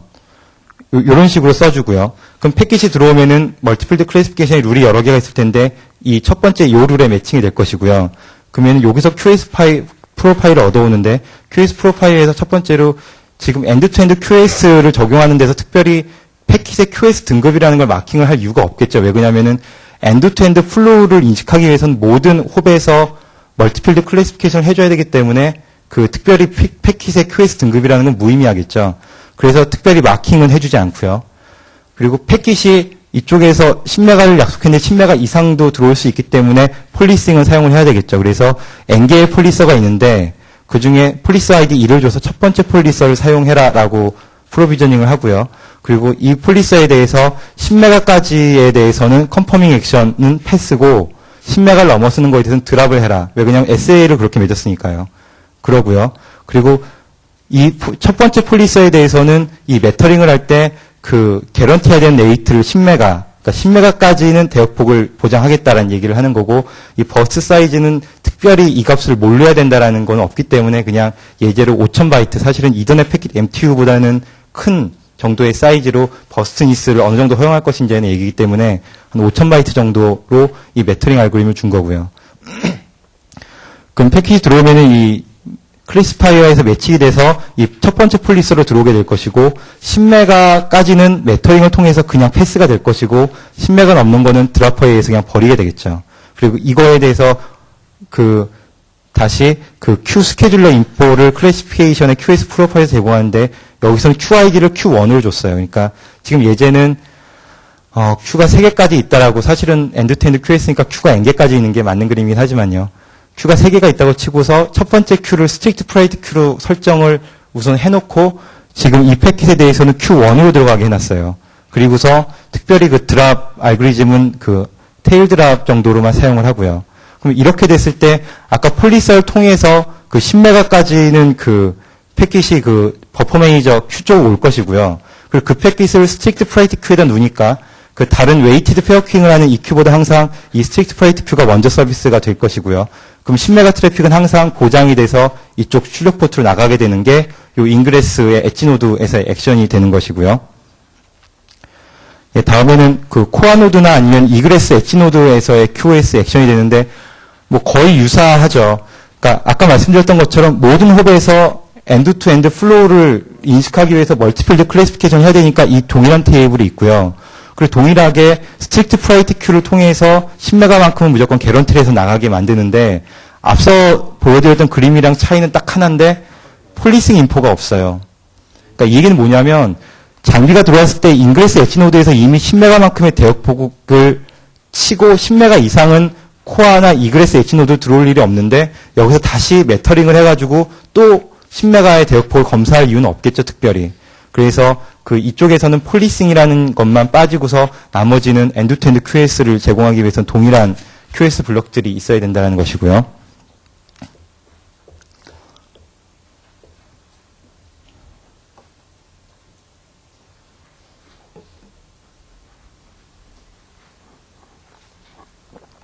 예, 앞서 설명드렸던 거는 그 플로우 베이스의 QS망에서의 프로비저닝의 예였고, 이번에는 그 클래스 기반의 QS 네트워크에서의 프로비저닝의 예인데요. 그러니까 우선은 뭐 클래스 베이스의 가장 대표적인 게 디프 서브망이기 때문에 우선 디프 서브로 가정을 하겠습니다. 그래서 동일한 트래픽에 대해서 동일한 IP를 가지고서 본사지사 간에 그 패킷이 가는데, 여기서의 SLA의 얘기는 디프 서브에서 AF4에 해당하는 거에 대해서는 이 디프 서브망은 30메가까지 보장을 하겠다라고 먼저 프로비저닝을 했다라고 가정을 하죠. 그리고 이 비디오 컨퍼런스 데이터에 대해서는 지금 그러니까 SLA를 맺기를 AF41로 그 패킷을 등급을 부여를 하고요. 그리고 이 패킷에 대해서는 5메가까지는 보장을 하고요. 그리고 피크치 6메가가 되면은 AF41이 아닌 AF43으로 그 QS 등급을 낮추면서 WRED 레벨 조정을 통해서 컨지스턴이 만약에 발생을 한다면 먼저 버려질 수 있도록 그런 식으로 지금 프로비저닝을 하겠다는 거고요. 그랬을 때 그 인그레스 엣지 노드에서의 QS 블럭은 그 멀티필드 클래시피케이션 하는 건 앞서 보여드렸던 거랑 동의를 하죠. 그래서 소스 IP와 데스티네이션 IP 그리고 UDP 포트 넘버를 구별해서 누가 누구에게 어떤 트래픽을 보내는지를 먼저 구별을 하고요. 그럼 거기서 QS 프로파일이 나오는데 QS 프로파일의 첫 번째가 마킹 인포메이션이 되겠죠. 여기 SLA에서 비디오 컨퍼런스 데이터는 AF41로 마킹을 하겠다고 했으니까요. 그래서 그 디프 서브 코드 포인트를 AF41로 마킹을 해라라고 정보를 클래시파이어가 주면은 마커는 AF41, 헥사 값으로는 0x88이 될 텐데요. 그래서 요 값을 실제로 패킷에 마킹을 하는 그런 액션을 취하고요. 그 다음에 폴리싱인데, 폴리싱은 폴리스 아이디 2번을 통해서 그 요 5메가 트래픽 CIR 그리고 PIR 6메가에 대해서 메터링을 하라고 QS 프로파일에서 폴리스 아이디 2를 주고요. 그리고 거기에 대해서 그 5메가까지는 그 컨퍼밍 액션으로 패스를 시키고 5메가와 6메가 사이는 루즈리 컨퍼밍으로 해서 디프 서브 코드 포인트를 4일이 아니라 43으로 마킹을 하면서 WRED 드랍 레벨을 1로 줘라라고 하고, 그리고 PIR을 넘어서는 패킷에 대해서는 넌 컨퍼밍은 드랍을 해라 라고 이렇게 설정해 놓는 거죠. 그리고 이 두 번째 폴리스의 메타에는 여기서 얘기한 그 CIR과 PIR 그리고서 버스 사이즈에 대해서도 이런 식으로 프로비저닝을 이미 해놔야 되고요. 그리고서 그 Q 스케줄링에 대한 얘기인데, Q 스케줄링은 그 우선 웨이티드 페어킹을 하는 그 두 번째 Q의 웨이트가 10인 Q를 사용한다라고 예를 하고요. 그래서 QID는 2번을 준 거고, 그리고 이 Q의 웨이트 10이라는 건 사실은 지금 이렇게 마이크로스코프에서 볼 수는 없지만 그 전체적인 뷰로 봤을 때는 이 망에서 웨이트가 10이면은 이 디프 서브의 AF4에 대해서 30메가 정도까지는 이 웨이트 10이면 보장을 한다라고 뭐 나름대로의 서비스 프로바이더는 정책이 있어야 되겠죠. 그래서 지금 가정은 웨이트를 10을 주면은 30메가만큼의 대역폭은 보장을 한다라는 지금 가정으로 이 웨이트 10을 준 거고요. 그리고서 WRAD 레벨은 그 레벨 1은 이렇게 그 패킷이 큐에 조금만 쌓여도 먼저 버려지는 상황이 되는 거고, 레벨 3는 큐를 꽤 오랫동안 사용할 수 있도록 그 세팅을 해놨다고 하죠. 그리고서 버퍼 매니저의 인포로서 이렇게 그 비디오 컴프레서 데이터가 매치가 되면은 드랍 레벨을 3을 주는 거죠. 그래서 전체적인 시나리오를 보면은 패킷이 들어와가지고서 매칭이 되면은 마커로 오고요. 마커에서 이렇게 매치되는 모든 패킷에 대해서 디프 서브 코드 포인트를 0x88, 그러니까 AF41로 찍고요. 찍은 후에 폴리서 2번으로 들어와서 메타링을 하는데 CIR은 5메가, PIR은 6메가로 메타링을 해서 만약에 5메가 언더의 패킷에 대해서는 그냥 패스를 시키고, 그리고 5메가와 6메가 사이는 마커를 통해서 그 기존에 찍혀있던 AF41이 아닌 디프 서브 코드 포인트를 AF43으로 변경을 하고요. 그리고 PIR을 넘어선 패킷은 그냥 드라핑을 합니다. 그 다음에 패킷이 버퍼 매니저를 통해서 Q로 들어오는데요. 그리고 이 Q는 웨이트가 10이기 때문에 그 웨이트 10의 비율대로 이 패킷은 30메가 정도는 보장을 한다는 가정에서 트래픽이 나가는데, 만약에 컨디션이 발생을 해가지고 패킷이 만약에 이 Q2에 이렇게 쌓이게 되는 상황이 발생을 하면은 그 여기서 마킹을 그 드랍 레벨 1로 해놓은 패킷이, 그러니까 루즐 컴퍼밍 패킷이 여기서 먼저 드랍이 되고, 그 컴퍼밍이 돼서 그냥 들어온 패킷이 레벨 3로 해가지고서 Q를 좀 더 오래 사용할 수 있도록, 컨디션 발생 시에 그 폴리스에 의해서 마킹된 패킷이 먼저 드랍이 되는 이런 식으로 서비스가 가능합니다. 예, 그 다음에 코어 노드와 이그레스 엣지 노드에서의 클래스 베이스 QS 네트워크의 그 그림인데요. 앞서 말씀드렸던 것처럼 디프 서브망이라고 가정을 했기 때문에 인그레스 노드에서 멀티필드 클래시피케이션을 했고, 그리고 이미 그 디프 서브 코드 포인트를 AF41이나 AF43으로 마킹을 했기 때문에 그 다음 넥스트에 대해서는 멀티필드 클래시피케이션이 특별히 필요가 없겠죠. 그래서 단순한 그 BAB와 오리엔트 클래시파이어를 통해서 AF41 두원 패킷의 그 디프 서브 코드 포인트를 보고서 AF41이나 AF43에 있는 QS 프로파일을 가지고 오는 것이고요. 그리고서 앞서 설명드렸던 것처럼 폴리싱은 이미 인그레스 엣지 노드에서 했기 때문에 폴리싱이라는 거 특별히 필요 없고요. 마커도 특별히 필요 없는 게 이미 QS 등급은 인그레스 엣지 노드에서 적어줬죠. 그럼 단순히 이 코어 노드나 인그레스 엣지 노드에서 해줘야 되는 거는 들어온 패킷에 대해서 컨디스트이 나중에 또 발생할 수 있기 때문에 어떤 큐를 통해서 서비스를 할 거고, 컨디스트이 만약에 발생을 하면은 앞서 설명드렸던 것처럼 드랍 레벨을 따로 두어서, 그러니까 초기에 그 인그레스 엣지 노드에서 그 메터링을 했을 때 그 루즐리 컨퍼밍이 돼서, 그래서 드랍 레벨이 AF43으로 찍힌 게, 예를 들어서 여기서 컨디션이 발생하지 않아서 만약에 나갔다고 해도 코어 노드나 이그레스 엣지 노드에서 만약에 컨디션이 발생을 하면은 그때 다시 그 AF43은 드랍 레벨에 영향을 받아서 이 패킷이 먼저 버려지는 게 그 수가 되겠죠. 그래서 이런 식으로 그 QS 서비스가 가능하다고 생각을 합니다. 예, 이상으로 발표를 마치겠습니다.